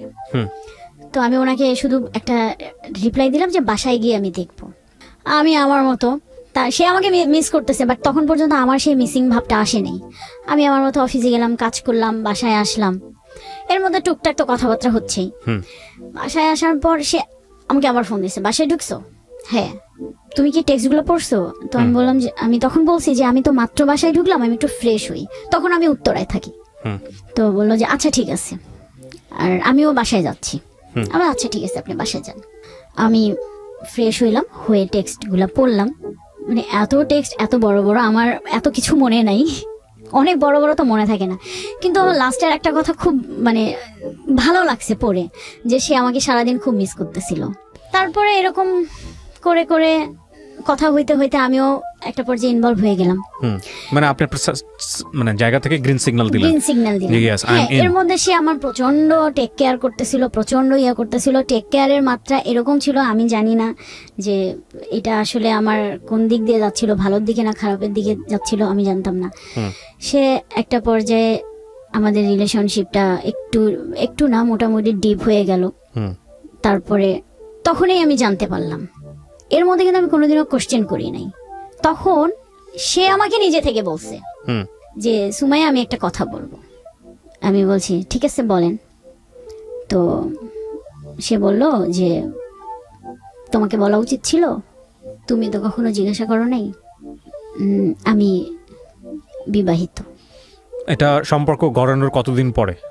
সম্পর্ক গড়ানোর আপনার 2 মাস পর। মাত্র 2 মাসের মাথায় সে আপনাকে জানালো? সে আমাকে বলে দিয়েছিল, মানে তার মধ্যে একটা গিল্টি ফিল হচ্ছিল। আচ্ছা, তখন আপনাদের সম্পর্কটা কি খুব ডিপ পর্যায়ে চলে গেছে? তখনও যায় না? না, তখনও যায় নাই, কিন্তু ভালোবেসে ফেলছি আমরা। আচ্ছা, মনের দেয়া নেয়া হয়ে গেছে। ওকে প্রিয় শ্রোতা, ছোট্ট একটা বিরতি নেবার আগে আপনাদের সবার জন্য বলছি, ঢাকা এফএম এর আরো একটি ইউটিউব চ্যানেল যেখানে আপনারা আমাদের এই অনুষ্ঠানগুলোর ভিডিও কন্টেন্ট দেখতে পাবেন। আপনারা সবাই চ্যানেলটি সাবস্ক্রাইব করুন। আমাদের চ্যানেলটির ঠিকানা হচ্ছে www.youtube.com/ilovedhakafm। আমার এই অনুষ্ঠানগুলোতে যদি আপনি অংশগ্রহণ করতে চান, আমাদেরকে ফোন করবেন। আমাদের ফোন নাম্বারটি হচ্ছে 09611904904। আমি আবারও বলছি 09611904904। ওকে, ছোট্ট একটা বিরতি। জীবন গল্প।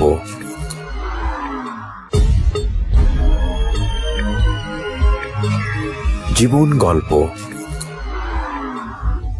Welcome back once again. প্রিয় শ্রোতা, আপনারা শুনছেন জীবন গল্প। আমি আরজে কিবরিয়া আপনার সঙ্গে রয়েছি। আমার এই অনুষ্ঠানগুলোতে যদি আপনি অংশগ্রহণ করতে চান, আমাদেরকে ফোন করবেন। আমাদের ফোন নাম্বারটি হচ্ছে 09611904904। আমি আবারও বলছি 09611904904। ওকে, আমরা যেখানটায় ছিলাম তারপর। তখন আমি মানে ওইটা শোনার পর স্বভাবতই আমি আপসেট। ডেফিনেটলি। আমি তখন আর কোনো কথাই বলি নাই। মানে তখন না আমার মনে হচ্ছিল যে মানে এইবারও কি আমার সাথে এরকম হবে, কেন? তখন ফোনটা আমি কেটে দিয়েছি। তো কিছুক্ষণ পরে ও আমাকে মেসেজ দিছে যে আমি একে বিশ্বাসী, আমাদের আল্লাহ তাআলা এক, আমার একজন ওয়াইফ, কিন্তু সামহাউ আমি তোমাকে কেন জানি আমি ভালোবেসে ফেলছি, কিন্তু তুমি আমাকে ট্রাস্ট করতে পারো যে আমি তোমার ক্ষতি করব না। মানে যা যা হয় আর কি, একটা মানে আমাকে কনভিন্স করলো আর কি, যা যেভাবে কনভিন্স করা দরকার। পরে আমি তখন বললাম যে তাহলে এক কাজ করি, আপনি আমাকে ফেসবুকে রিকোয়েস্ট পাঠান। মানে আমি দেখতে চাচ্ছিলাম যে সে আদৌ ম্যারিড কিনা। তারপর ফেসবুকে রিকোয়েস্ট পাঠাইলো। ভাইয়া আমি কি বলবো, আমি মানে দেখার পর বিশ্বাস করতে পারতেছিলাম না। কেন বিশ্বাস করা বলতে মানে কেন বিশ্বাস করতে পারতেছিলাম না যে আমাকে কেন আগে বলে নাই। আর তারপরে আমি আইডিতে কি পেলেন আপনি? ওয়াইফের সঙ্গে ছবি, বাচ্চাদের বাচ্চা আছে? হ্যাঁ, বাচ্চাও ছিল, বাচ্চার সঙ্গে ছবি, happy family look. Happy family, এগুলো দেখে আমার কষ্ট লাগছে, আমার খারাপ লাগছে। তো ফেসবুক তো একটা মোমেন্টাল জিনিস, ফেসবুক তো সবসময় সত্য কথা বলে না, মানুষকে পুরো জীবনটাকে তুলে ধরে। বাট এটা ঠিক আছে, বাট ওটা দেখেই আমরা জাজ করি। ডেফিনেটলি আপনার যা হচ্ছিল তাই। হ্যাঁ, পরে আমাকে বললো যে আমি জানি তুমি এখন কথা বলবে না, কিন্তু আমি না ভাইয়া, আমি চেষ্টা করছিলাম যে। ওর মধ্যে কোনো লুকোচুরি ব্যাপার ছিল যে আপনাকে ডেফিনেটলি টেক্সট পাঠাচ্ছে, একদম ডেয়ারলি টেক্সট পাঠাচ্ছে, আপনি চাইলে এগুলোকে প্রুফ করে রাখতে পারেন, সেরকম কোনো লুকোচুরি ব্যাপার ছিল? ওরকম সে লুকোচুরি করতো না, সে কোনো লুকোচুরি করতো না। তো এরপরে থেকেই আমিও আর কি, সে আমাকে মানাইলো, আমিও মেনে নিলাম। মেনে নিয়ে আস্তে আস্তে আস্তে আমাদের রিলেশনশিপটা খুব ডিপলি চলে গেল। এবং এক পর্যায়ে দেখা গেল যে সে আমার দিকেই ইনভলভ এত বেশি হচ্ছিল এবং আমাকেও করতেছিল যে আমি ওখান থেকে আর বের হইতে পারিনি। তারপরে কি করলেন? মানে আপনারা আরো এক ধাপ আগাইলেন না পিছাইলেন? তারপরে আমরা আরো এক ধাপ আগাইলেন। তারপরে এখানে একটা বিষয়টা হচ্ছে যে ওই যে রবীন্দ্রনাথ এই গানের মতো জেনে শুনে বিষ আমি করেছি, জেনে শুনে বিষ আমি করি। কারণ আমি বললাম না আপনাকে যে আমি ওখান থেকে বের হইতে পারতেছিলাম না, এটা কার কাছে শেয়ার করব। মানে এমন একটা পর্যায়ে আমি কারণ শেয়ার করতে পারতেছিলাম না। এর মধ্যে ওর ফ্যামিলি থেকে জেনে গেল। কিভাবে জানলো? এই ওয়াইফ একটা টেক্সট দেখে ফেলছে, দেখে ফেলার পর বুঝে নেই তো, জানার পর কি হবে, অশান্তি।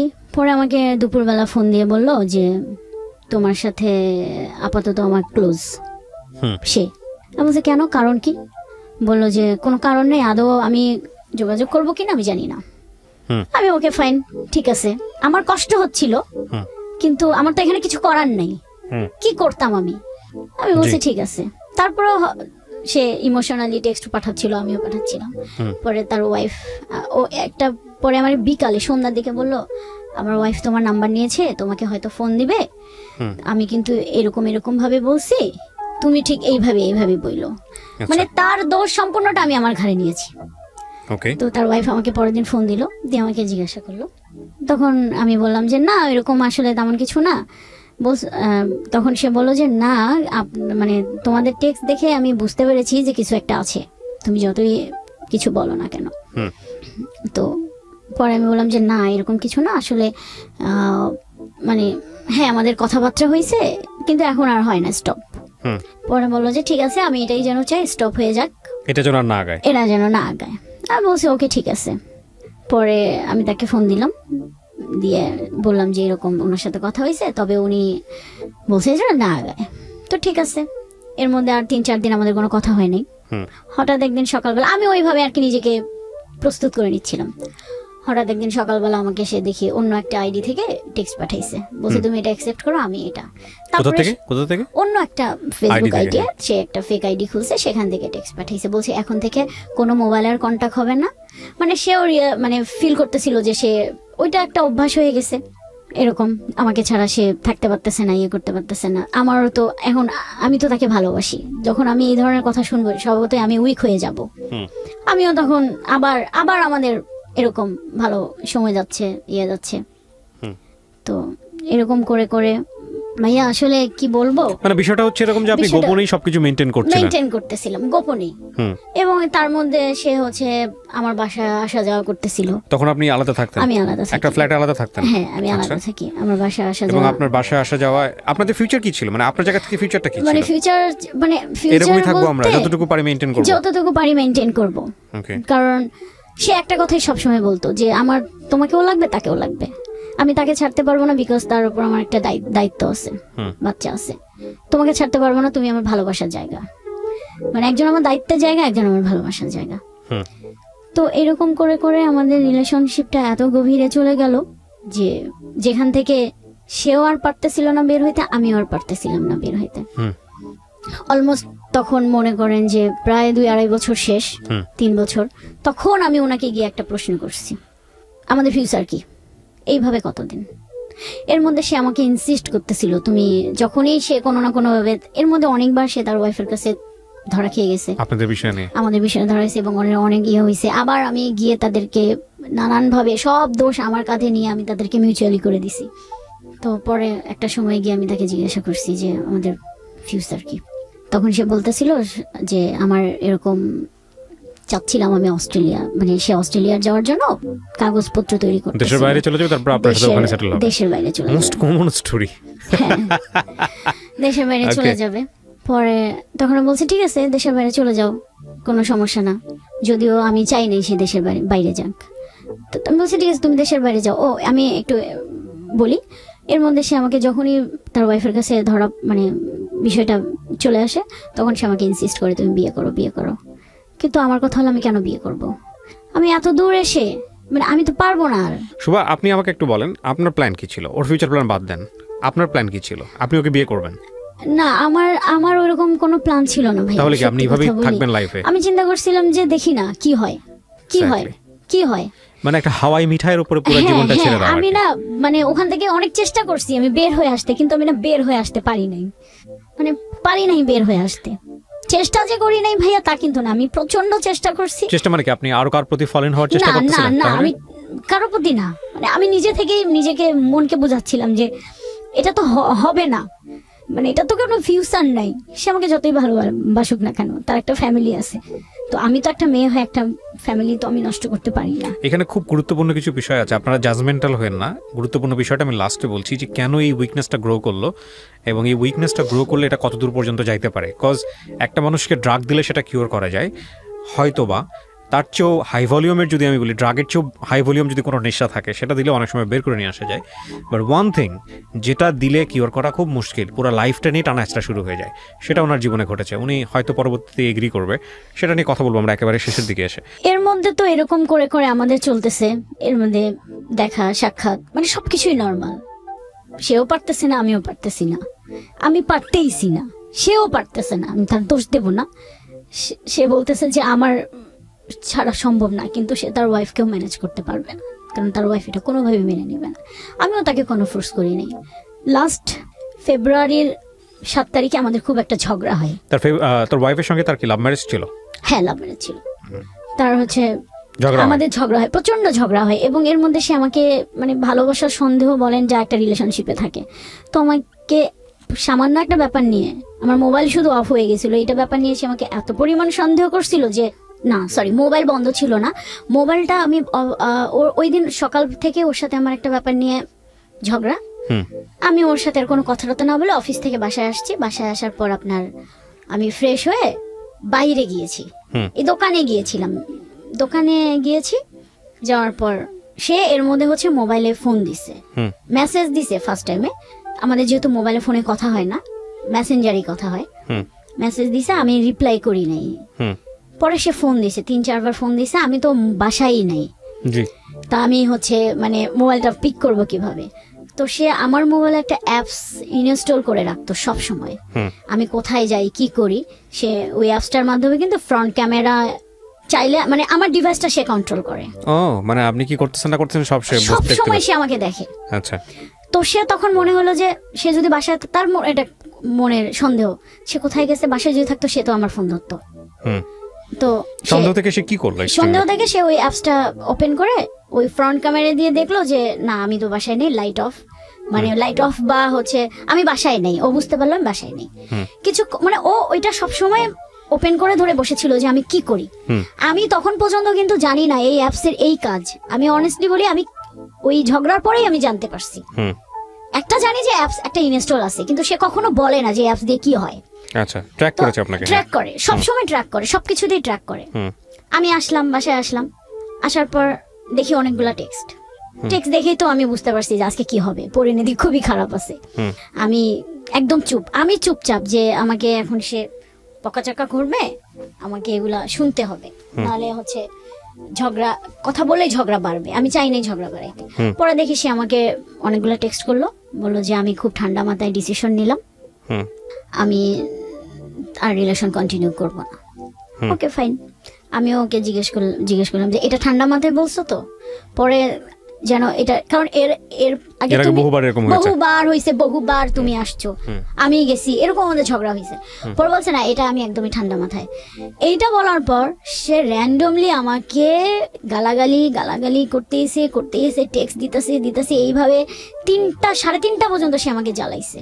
একটা পর্যায়ে গিয়ে আমার মানে এত মানে অসহ্য বোধ লাগছে যে না, আমি মানে যাই হোক আমি এবার স্ট্রং মেন্টালি এবং হচ্ছে আমার মনের দিক থেকে আমি স্ট্রং, আমি আর এটা কন্টিনিউ করবো না, কারণ এত অসম্মান নিয়ে তো আমি থাকতে পারবো না।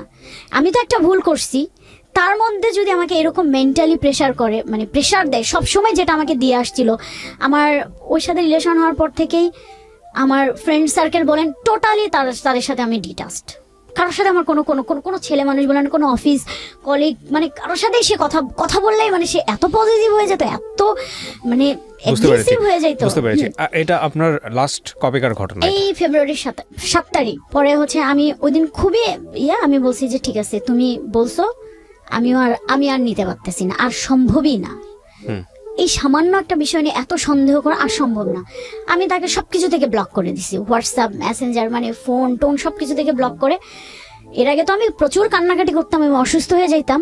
ওইবার বললাম না, আমি মনের দিক থেকে মেন্টালিটি একদম আমি অ্যালার্ট, আমি উইক হব না, আমি আর কান্নাকাটি, আমি কোনো কান্নাকাটি করবো না, আমি একদম স্ট্রং হয়ে গেছি।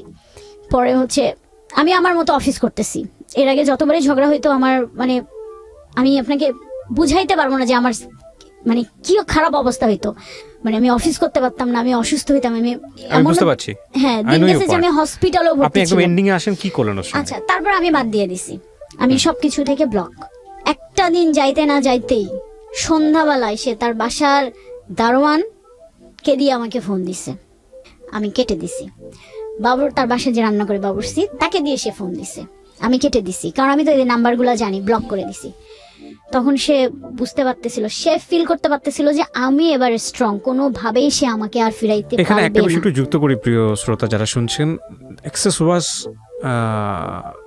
সুপার হাই, কজ উনিও ওনার বাসায় যেত, যেটা আমার একটু আগে কথা হচ্ছিল যে আমাদের যিনি গেস্ট আজকে সুভাও ওনার বাসায় যেত, এবং সেটা গোপনে। তার মানে আপনি যেহেতু বাবুর্চি এবং এর প্রসঙ্গটা যেহেতু নিয়ে আসলেন এখানে, সেই জন্য আমি বলছি ওনারা বুঝতে পারবে না যে ওনার বাড়ির বাবুর্চি এবং দারোয়ান থেকে শুরু করে সবাই এই আমাদের সুভার ব্যাপারে জানতো। আর সুভার বাসায় তো তার এক্সেস ছিলই, খুবই স্বাভাবিক, মানে ওদের এক্সেস লেভেলটা ছিল খুব এক্সট্রিম লেভেলের হাই। হ্যাঁ, তারপরে ভাইয়া সে আমাকে কোনো মতেই পাচ্ছিল না, আমিও না, আমি কোনোভাবে আর যাব না। পরের দিন সে অন্য একটা নাম্বার থেকে ফোন দিছে, দিয়ে সে মানে যেটা সে কোনোদিনও করে নাই, সরিটরি বলছে, কান্নাকাটি করেছে, সরিটরি করছে, কান্নাকাটি করছে, কিন্তু ও কখনোই সরি এগুলো করে না। আচ্ছা ঠিক আছে, এখন কথা হচ্ছে যে এটার পরে কি প্যাচ আপ হলো? এটার পরে প্যাচ আপ হইছে। আমি আমি আমি করব না এরকম করে 2 দিন চলে গেছে, 3 দিনের দিন সে আমিও তো ভালোবাসি, আমি তো পারি নাই, আমি আবার উইক হয়ে গেছি। কিন্তু সে যদি না আসতো আমার কিন্তু কোনো প্রবলেম হইতো না। সে এসে যে কান্নাকাটিটা করছে, সে ডেলিভারেটলি মানে ডেসপারেটলি আমার পায়ে ধরছে, আমার আর কিছু করার ছিল না। I know that. এরপর আপনি কি করলেন? এরপর আমি প্যাচ আপ করলাম, কিন্তু আমি তখন ওকে একটা কথা বলছি যে এগুলা করা আর যাবে না, যদি টিকে থাকতে হয় এবার কিছু একটা করতে হবে, আমাকে সন্দেহ করা যাবে না, গালাগালি করা যাবে না, আমি এগুলা নিতে পারি না, আমি পারবো না। আর তখন আমি তাকে জিজ্ঞাসা করছি, তোমার ফিউচার প্ল্যান কি, কি করবা, কি করবা তুমি? তখন সে বলল যে আমাকে সময় দাও, তোমায় আমাকে কথা দিলাম, আমি অস্ট্রেলিয়া যাওয়ার আগে তোমাকে আমি বিয়ে করে রেখে যাব। বয়স কত বাচ্চাদের? 11 বছর। দুইটা? না, একটা ছেলে না মেয়ে? ছেলে। ওকে।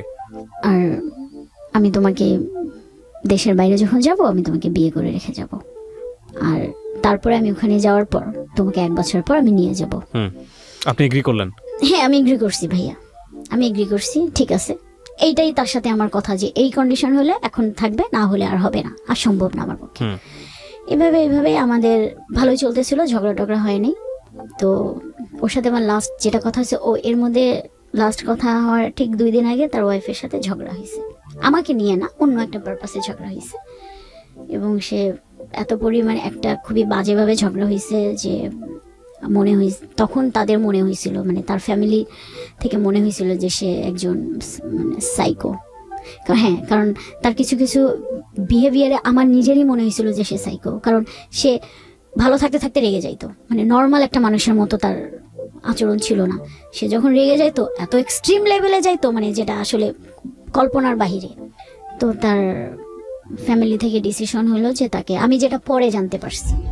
ওকে প্রিয় শ্রোতা, ছোট্ট একটা বিরতি নেবার আগে আপনাদের সবার জন্য বলছি, ঢাকা এফএম এর আরও একটি ইউটিউব চ্যানেল, যেখানে আপনারা আমাদের এই অনুষ্ঠানগুলোর ভিডিও কন্টেন্ট দেখতে পাবেন। আপনারা সবাই চ্যানেলটি সাবস্ক্রাইব করুন। আমাদের চ্যানেলটির ঠিকানা হচ্ছে www.youtube.com/iloveDhakaFM। আমার এই অনুষ্ঠানগুলোতে যদি আপনি অংশগ্রহণ করতে চান, আমাদেরকে ফোন করবেন। আমাদের ফোন নাম্বারটি হচ্ছে 09611904904। আমি আবারও বলছি 09611904904। ওকে, ছোট্ট একটা বিরতি। জীবন গল্প।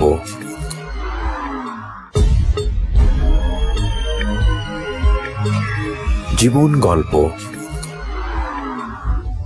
Welcome back once again. প্রিয় শ্রোতা, আপনারা শুনছেন জীবন গল্প। আমি আরজে কিবরিয়া আপনার সঙ্গে রয়েছি। আমার এই অনুষ্ঠানগুলোতে যদি আপনি অংশগ্রহণ করতে চান, আমাদেরকে ফোন করবেন। আমাদের ফোন নাম্বারটি হচ্ছে 09611904904। আমি আবারও বলছি 09611904904। ওকে, আমরা যেখানটায় ছিলাম তারপর। তো তাকে আমি 13 তারিখ, মার্চের 13 তারিখ তার সাথে আমার বিকাল 5টায় লাস্ট কথা হয়েছে। এর মধ্যে সে হচ্ছে তার আমার বাসায় বলতে আমার বাসার এদিকে আসছিল, আমার বাসায় আসে নাই। ফ্যামিলি জানে আপনার এই বিষয়গুলো? না না, হ্যাঁ ভাইয়া, আমার ফ্যামিলি বলতে এত কিছু জানে না, কিন্তু তার ওয়াইফ আমার বাবাকে ব্যাপারটা জানার পর থেকে আমার বাবা টোটালি আমার সাথে কথা বলা বন্ধ করে দিয়েছে, একদমই কথা বলা বন্ধ করে দিছে। আপনার বাবার নাম্বার পেলো কিভাবে? ওর মোবাইলে ছিল। তার মানে এটা কত এক্সট্রিম পর্যন্ত গেছে? হ্যাঁ, ওর মোবাইলে ছিল। মার্চের লাস্টে যদি আপনার কথা হয়ে থাকে? মার্চের লাস্টে কথা হইছে, তারপরে মানে রাত 10:30 পর্যন্ত কথা হইছে আমাদের, নর্মাল ঝগড়া না।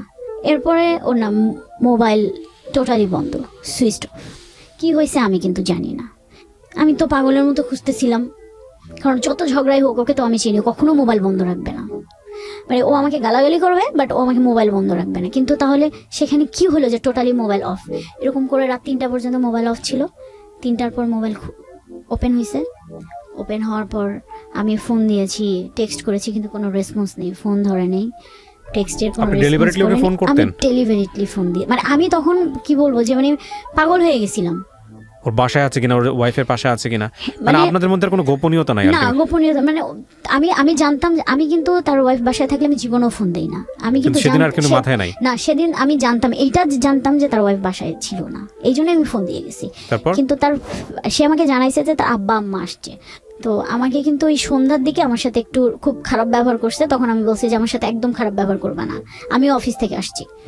তখন সে আমাকে বললো, আচ্ছা সরি, আমার ভুল হয়ে গেছে, আমি জানতাম না যে আমার আব্বা আম্মা আজকে আসবে, তাদেরকে দেখে আমার মেজাজ খারাপ হয়েছে। যে মানে ওনার ওয়াইফের কথা বললো যে সে আবার কিছু বলছে নাকি। যাই হোক, মার্চের 13 তারিখে রাত 10টার পর আমাকে নর্মাল কথা হয়েছে, যে লাস্ট কথা এটাই হয়েছে যে তুমি রাতে খাবার খাইছো, আমি জাস্ট অ্যান্সার দিছি, এরপরে আর পাই নাই। 10 দিন কোনো খোঁজ ছিল না। 10 দিন পুরো আমি মনে করেন পাগলের মতো হয়ে গেছিলাম। কিন্তু মানে আমার মাথায় ওই একটা জিনিস কাজ করছিল যে মানে আমি অন্য সোর্স দিয়ে তার খোঁজার ট্রাই করছি, কিন্তু তার ফ্যামিলি মেম্বার বা তার ইয়েতে আমি কখনোই ফোন দিতে যাইনি। কারণ দিলে আমার এটা মাথায় কাজ করতেছিল যে কিছু যদি একটা গন্ডগোল হয়, আর এই মুহূর্তে যদি আমি একটু নিজেকে কন্ট্রোল না করি, তাহলে ব্যাপারটা আরো খারাপের দিকে যাবে। তো সে কারণে পরে 10 তারিখের 10 দিন পর 11 কি 12 দিনের দিন সন্ধ্যাবেলায় আমার কাছে একটা ফোন আসছে। আমি প্রথম তখনই জানতে পারি যে এক লোক আমাকে ফোন দিয়েছে, দিয়ে আমাকে বললো যে এরকম আমি অমুক জায়গা থেকে বলতেছি, আপনার নাম্বারটা আমাকে দিয়েছিল, দিয়ে আপনাকে শুধু মেসেজটা দিতে বলছে যে সে রিহ্যাবে আছে। আচ্ছা, ফার্স্ট আমি ওই দিন আরেকটা ধাক্কা খাইলাম। মানে আপনি কি জানলেন রিহ্যাবে আছে? মানে কি সে ড্রাগ নিত? তখন সে আমাকে মানে আমার না বিশ্বাস হচ্ছিল না কোনোভাবে, না এটা কিভাবে সম্ভব। আমি তো তার মাঝে এমন কিছু দেখি নাই যে সে কিভাবে সম্ভব সে রিহ্যাবে আছে। পরে এখন তার সাথে যোগাযোগ করতে পারতেছে না। তো ওই লোকের মাধ্যমে সে আমাকে শুধু এইটুকু নিউজ দিছে যে আমি এখানে আছি, আমার ওই দিন কিছু করার ছিল না, তোমাকে ইয়ে করতে পারিনি, আমি জানি তুমি অনেক কান্নাকাটি করছো। সে আমাকে তখনও ওই একটা আশ্বাস দিছে যে আমি ফিরে আসবো তোমার জন্য। হলো সে কি কনফার্ম রিহ্যাবে আছে? জি, আমি দেখে আসছি। রিহ্যাবে কি আপনি দেখে আসছেন? আমি অনেক কষ্টে মানে অনেক কিছু মানে। তো ওনাকে আপনি কি কোশ্চেন করলেন রিহ্যাবে? আমি ওইভাবে তো যেতে পারিনি ভাইয়া, কারণ ওখানে তো আপনার প্যারেন্টস ছাড়া কেউ, তখন তো মনে করেন এমনিতেই আমি শুনেছি যেটা পরে যে 1.5 মাস 1 মাস ছাড়া তার প্যারেন্টসরাও দেখা করতে পারবে। আর ওই ওনার ওয়াইফের সঙ্গে আপনার কখনো ফেস টু ফেস কথা হয়েছে? ফেস টু ফেস কথা আমার একবার হয়েছিল, ওই ফার্স্টের দিকে। বাসায় গিয়ে আপনি কনভিন্স করে আসছেন? না, বাসায় না, ওই আমার একটা রেস্টুরেন্টে দেখা হয়েছিল, এই পর্যন্তই আর কি। ওনার ওয়াইফের সাথে কথা এরপরে আমার হয়নি। আচ্ছা, কি বলেছে ওনার ওয়াইফ আপনাকে? ওনার ওয়াইফ আমাকে বলেছিল যে আমি জানতে চাই আসলে তোমাদের মধ্যে কি সম্পর্ক, বাট তখনও আমি ব্যাপারটা হাইড করে গেছি। বলছে না আমাদের, কারণ ওনার ওয়াইফ মানে এমনি টুকটাক মানে বুঝতে পারতেছিল, মানে একদম স্পেসিফিক কোনো টেক্সট বা কোনো কিছু পায় নাই যে যেটা মানে একদম জোরালো ভাবে সে ধরবে। আমি জানি না, যতটুকু আপনি বললেন এটা যদি আমি আরো ইলাবোরেটলি ঘন্টাখানিক নিয়ে আসতাম তাহলে তো স্টোরির শাখা পোশাখা অনেক কিছু বের হতো, সেটা বড় কথা নয়। কিন্তু আমি যতটুকু শুনেছি তাতে আমার কাছে মনে হয়েছে she is a very wise lady. আমি জানি না উনি কিভাবে কতটুকু রিঅ্যাক্ট করেছেন ওনার সংসারে, বাট উনি অনেক ঠান্ডা মাথায় বিষয়টা হয়তো ডিল করার চেষ্টা করছেন। এবং আমি অবশ্যই ওনাকে আমার এই অনুষ্ঠান থেকে রেসপেক্ট করি। 1 2 নাম্বার হচ্ছে যে আপনার এই গল্পটা আপনি কেন বললেন? আমি আগে প্রশ্নটার অ্যান্সারটা নেই, তারপর আমি আমার কথা বলে অনুষ্ঠান শেষ করব। ভাইয়া, আমি এই গল্পটা বলতে আসছি এই কারণেই যে আমি তো ভুল করেছি, আমি চাই না যে আর কেউ মানে এরকম একটা সম্পর্কে জড়া। ভুলটা আপনার কোথায়? ভুলটা এটাই যে আমি একটা ম্যারিড পার্সনকে ভালোবেসে ফেলছি, যা আর তার থেকে বড় ভুল যে এটার কোনো ফিউচার নেই, এই সম্পর্কে কোনো ফিউচার নেই। কিন্তু আপনি কারোর প্রতি ফল ইন হয়েছেন সবকিছু জেনে শুনে তো মানুষ ফল ইন হয় না। মানুষ ফল ইন, আমাদের সায়েন্স যেটা বলে মানুষ এক নজরে দেখেই প্রেমে পড়ে যায়। মানুষ এমন হয় যে পাশ দিয়ে হেঁটে গেছে, শরীরের স্মেলেই প্রেমে পড়ে গেছে, এরকম ঘটনা ঘটেছে। সেখানে আমাদের দোষের কিছু নাই। কিন্তু আপনি 2 মাস যখন ওনার সঙ্গে এরকম সম্পর্কে থাকার পরে যখন জানতে পারলেন, আপনাকে যখন কনফেস করলো যে হি ইজ আ ম্যারিড গাই, তখন আপনি আপনার এই ইলিউশনের জায়গা থেকে হোক, ভালোবাসার জায়গা থেকে হোক, আপনি ওখান থেকে বের হয়ে আসতে পারেন নাই। পারিনি। আচ্ছা, এটা না পারাটাও আমি আপনার দোষের মনে করি না, হয়তো এটা সময় লাগতো, কারণ আপনি মেন্টালি উইক হয়ে গেছেন। কিন্তু দোষের জায়গাটা কোনটা জানেন? দোষের জায়গাটা হচ্ছে আপনি সেখান থেকে অ্যাডভান্স লেভেলে চলে গেছেন। মানে আপনি যদি এগ্রি করেন তাহলে আমি বলবো যে আপনি যতটুকু ছিলেন ওখানে, তখন থেকে যদি আপনি আরেকটু সামনের দিকে না যেতেন, যেটা হয়তো আমি একদম খোলামেলাভাবে বলছি না, যেটা হাজব্যান্ড ওয়াইফ টাইপের রিলেশনশিপে চলে যাওয়া এবং ওইভাবেই লাইফ লিড করা, ওই জায়গাটায় আপনি যদি না যেতেন তাহলে ডিপেন্ডেন্সিটা একটু হলেও কম হতো। বারবার আপনার ব্রেন সিগন্যাল দিত যে মানুষটা ম্যারিড, এই মানুষটার একটা জীবন আছে, এই মানুষটার একটা বাচ্চা আছে, আমি চাইলেই সেটার ক্ষতি করতে পারি না। সো আপনি যেহেতু ওইভাবে ইনভলভ না হলে, তাহলে আপনি ধীরে ধীরে ওখান থেকে এসকেপ করতে পারতেন এবং সেটা খুব ওয়াইজ ডিসিশন হতো।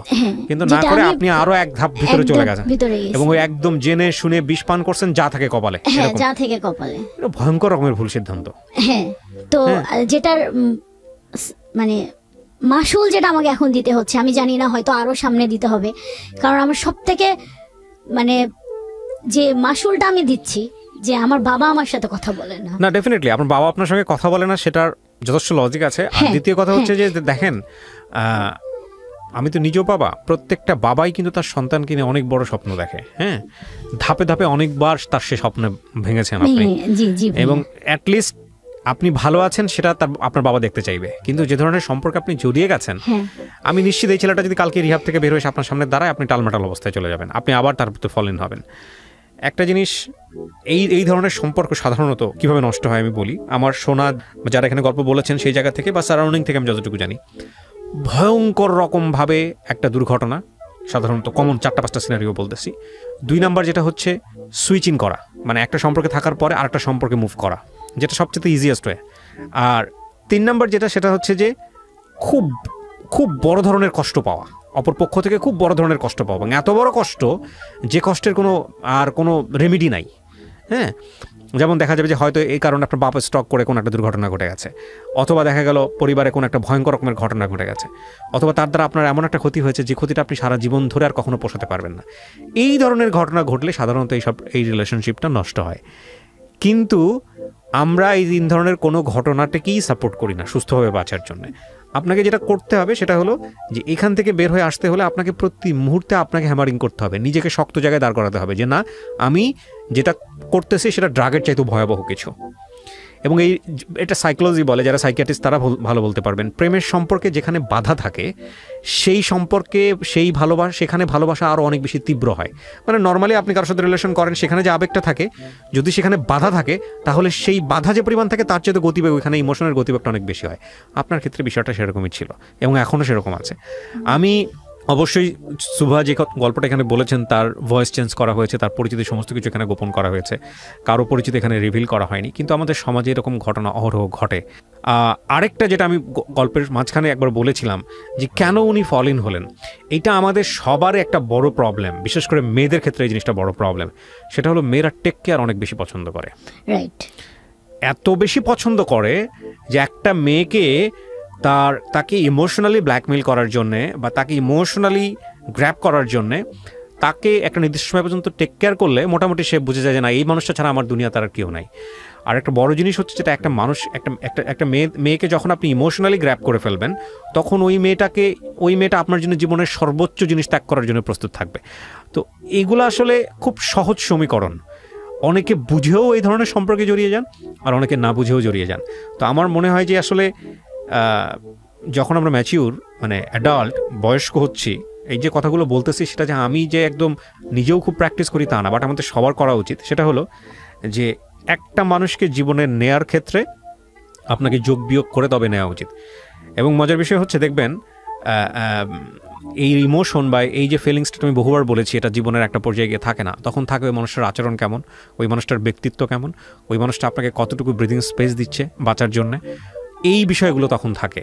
এবং ওই মানুষটার ফ্যামিলি কেমন, আপনার ফ্যামিলি কেমন, তাদের সাথে আপনার সম্পর্কগুলো কেমন, এগুলো খুব গুরুত্বপূর্ণ। হ্যাঁ, তো যেটা উনি বললেন না যে এই ছেলেটা এক সময় যার পার্সোনালিটিতে কখনোই এরকম ছিল না যে সে হাউমা করে কান্নাকাটি করবে, হাতে পায়ে ধরবে, এগুলো ওনার লাইফে ঘটেছে কিন্তু, এবং উনি ওনার সর্বোচ্চ উইকনেসটা দেখাই দিচ্ছে ওনাকে। তো এগুলো সবার জীবনে ঘটে এই কারণে যখন উনি বাধাটা দিয়েছেন, যখন উনি বেশি রিজিড হয়ে গেছেন, তখন উনি আর নিজের জায়গা থেকে নিতে পারেননি। আর আপনি যার গল্পটা এখানে বললেন সেই মানুষটা এসে যদি আমার এখানে গল্পটা বলে, আমি নিশ্চিতভাবেই বলতে পারি ওইখানেও অনেক যুক্তি খুঁজে পাওয়া যাবে যে ওনার জায়গা থেকে উনি রাইট। কারণ উনিও একটা ভালোবাসার সম্পর্কে আছেন এবং সেই সম্পর্ক থেকে উনি বিয়ে শাদী করেছেন, বাচ্চা হয়েছে, কোনো একটা নিশ্চয়ই প্রবলেম ছিল। মানুষ কখনোই হ্যাপি থাকলে এমন একটা জায়গা ক্রিয়েট করে না যেটা তার হ্যাপিনেসটাকে নষ্ট করে দিবে। আপনি অনেক মাথা নাড়তেছেন, হয়তো আমার দর্শকরা বুঝতেছে, তারা বুঝতে পারবে না। So she is agreeing with me, cause উনি জেনে শুনে নিশ্চয়ই ওনার হ্যাপিনেসটা নষ্ট করেনি। সুতরাং সেই জায়গাটায় কি ল্যাকটা ছিল, সেই ল্যাকটা বোঝাটা খুব জরুরি। একটু বলি, আমি কিন্তু এই কোশ্চেনটা ওনাকে করেছিলাম যে আপনার মানে ওনার ফেসবুক, ওনার ওয়াইফ কথা বলে আমার যেটা মনে হয়েছে ওনার ওয়াইফের সাথে, আমি ওনার ওয়াইফকে একটু মানে ওনার ওয়াইফ কখনো কোনোদিনও আমাকে মানে আমার সাথে যত দুইবারই কথা হয়েছে উনি কিন্তু আমার সাথে কখনো খারাপ ব্যবহার করেনি, সুন্দরভাবেই কথা বলছে। তো আমিও কিন্তু কখনো এই কারণে আমি মানে আমাদের দুইজনের আমরা কেউ কাউকে কিন্তু অসম্মান করে কথা বলি নাই, উনিও করেনি আমিও করি নাই, খুবই নর্মালি খুবই ভদ্রভাবে কথা হয়েছে। তো কথা বলে আমি ওনাকে মানে কোশ্চেন করছিলাম যে আমার জানা মতে খুব ভালো একটা আমি ওনার ওয়াইফের কথা বলতেছি, সে একজন অনেক বড় মানে হোয়াট ওয়াজ ল্যাকটা কি ছিল? হ্যাঁ, উনি অ্যানসার কি দিয়েছে? ফ্যামিলি ভালো। হ্যাঁ, আমি বুঝতে পেরেছি অ্যানসারটা কি দিয়েছে। সে অ্যানসার দিছে যে ঠিক আছে, মানে আমি বলি যে আমি বলছি যে সে মানে তুমি যেরকম পারফেক্ট চাও তোমার ওয়াইফ কিন্তু এরকম পারফেক্ট, যেমন তুমি সবসময় আমাকে ব্লেম দিতে আমি পারফেক্ট না, আমি পারফেক্ট না। অ্যানসারটা কি? জাস্ট অ্যানসারটা বলেন। সে তখন অ্যানসারটা দিছে যে কিছু তো একটা অপূর্ণতা আছে, সেই অপূর্ণতাটা কি সে কিন্তু আমাকে কখনো বলে নাই। ওকে, আমরা সেই অপূর্ণতার নাইবা খুঁজলাম পরোক্ষভাবে, তবে এটা ঠিক জীবনটা সবসময় অপূর্ণ, জীবনটা যে কোনো জায়গাতেই ডিস্যাটিসফাইড। কিন্তু এখানে কথা হচ্ছে যে অন্তত কিছু কিছু মানুষের ক্ষেত্রে এথিক্যাল জায়গায় কোনো কম্প্রোমাইজ করার কোনো সুযোগ নেই। যখন সন্তান হয়ে গেছে আপনি সে সংসারে সুখী নাই হতে পারেন, কিন্তু সন্তানের ভবিষ্যতের কথা চিন্তা করে হলেও আপনাকে সামনের দিকে এগিয়ে যেতে হবে। That is Y family, right? কারণ এই ইমোশন বলেন, এই প্রেম বলেন, এই ভালো লাগা বলেন জীবনের একটা সার্টেন পিরিয়ড পর্যন্ত থাকে, কিন্তু বন্ডেজ, দায়িত্ববোধ, কিছু জিনিস ভালো লাগার বাইরে গিয়ে ক্রিয়েট করতে হয়। পিতৃত্ব বলেন, মাতৃত্ব বলেন, বিষয়গুলো তো আসলে তাই। তো সেই জায়গাটা থেকে আমার মনে হয় যে অস্ট্রেলিয়া যাওয়ার ডিসিশনটা থেকে আপনার সরে আসা উচিত। যদি সে রিহ্যাব থেকে ব্যাক করে, আমি আপনাকে বলবো definitely that will not be wise decision. কারণ আপনি একটা খুব সহজ একটা উদাহরণ দিয়ে আমি অনুষ্ঠানটা শেষ করতে চাই। আপনি জাস্ট তার ওয়াইফের জায়গাটা চিন্তা করেন। অস্ট্রেলিয়া যাওয়ার পরে যদি সে আরেকজনের প্রতি ফল ইন হয় এভাবে, আপনার ফিউচারটা কি হবে? সো আপনি একজন ওয়ার্কিং লেডি, রাইট? আপনি পয়সা রোজগার করেন, আপনি নিজের ডিসিশন নিজে নিতে পারেন। সেই জায়গা থেকে আপনার জন্য খুব কঠিন কিছু হবে না তার কাছ থেকে বের হয়ে আসার জন্য, because you can choose your life. আপনাকে কেউ জবরদস্তি করে অন্য একটা জায়গায় দিয়ে দেবে না, আপনি হয়তো স্পেস নিতে পারবেন। কিন্তু একইভাবে সত্য, এই ফ্রিডমটাও আপনাকে ভুল করতে বাধ্য করতে পারে। কারণ যেহেতু আপনি কারোর উপর ডিপেন্ডেন্ট না, আপনার ফ্যামিলির উপর ডিপেন্ডেন্ট না, আপনি ইচ্ছে করলে চাইলেই আপনি ওকে বিয়ে করে ফেলতে পারবেন যদি ও রাজি থাকে, আপনি রাজি থাকেন। সো এই জায়গাটা থেকে এইরকম ভুল না করাটাও একটা ওয়াইজ ডিসিশন হবে। সো প্রিয় দর্শক এবং শ্রোতা, আজকে উনি অকপটে স্বীকার করেছেন রেডিও পার্সপেক্টিভ থেকে যতটুকু পরিমাণ সম্ভব পরিচয় গোপন করে আমরা গল্পটা তুলে ধরেছি। এই গল্পের সেকেন্ড পার্টটা এটা আরো ভয়াবহ, যেটা ওনার জীবনে আসেনি, সেটা অনেকের জীবনেই হয়েছে আমি নিশ্চিতভাবেই বলতে পারি। কারণ এটা এই গল্পটা কারো কারো জীবনে ফার্স্ট পার্ট, যারা আজকে এই গল্পটা শুনলেন। সেকেন্ড পার্টটা নিশ্চিতভাবেই এরকম যে সে হয়তো বিয়ে করবে এবং বিয়ে করার পরে তার যে জীবনটা হবে সেটা হবে বিষময় জীবন। আমরা সেই সেকেন্ড পার্টটা দেখতে চাই না কারো কারো জীবনে। যারা ঘটে গেছে তারাই বুঝবেন যে আমাদের সুভা আসলে কত বড় প্রবলেমের মধ্যে আছেন। সো সম্পর্ক যে জায়গাটাই থাকুক না কেন, যদি কখনো ভুল আবিষ্কার করেন আপনি যে না এই সম্পর্কটা ভুল, তাহলে আপনি সেখানে পজ দেবেন। প্রথম কাজ হচ্ছে পজ দেওয়া, যে না স্টপ, আমি ব্রেক করতেছি না, বাট স্টপ, এইখান থেকে আমি সামনের দিকে আর আগাবো না, এখান থেকে আর একটা পাও আমি সামনের দিকে আগাবো না। আমি ব্রেক করতেছি না, বাট নতুন কোনো কিছু যোগ করবো না। তারপরে আপনি প্রতি মুহূর্তেই চেষ্টা করেন যতটুকু আমি ক্লাইম্ব করেছি, যতটুকু আমি উচ্চতায় উঠেছি, এতটুকু আমি নামবো কিভাবে। আপনি রশিটা ছেড়ে দিয়েন না। যদি একটা আমি পর্বতের সাথে তুলনা করি, পাহাড়ের সাথে তুলনা করি, আপনি রশিটা ছেড়ে দিয়েন না, কারণ নিচে পরে আপনি ভেঙে যাবেন। বাট আপনি চেষ্টা করেন প্রতিদিনই একটু একটু করে নামার জন্য, ওখান থেকে ফিরে আসার জন্য, একটু একটু করে ট্রাই করার জন্য। তাহলে হয়তো আপনি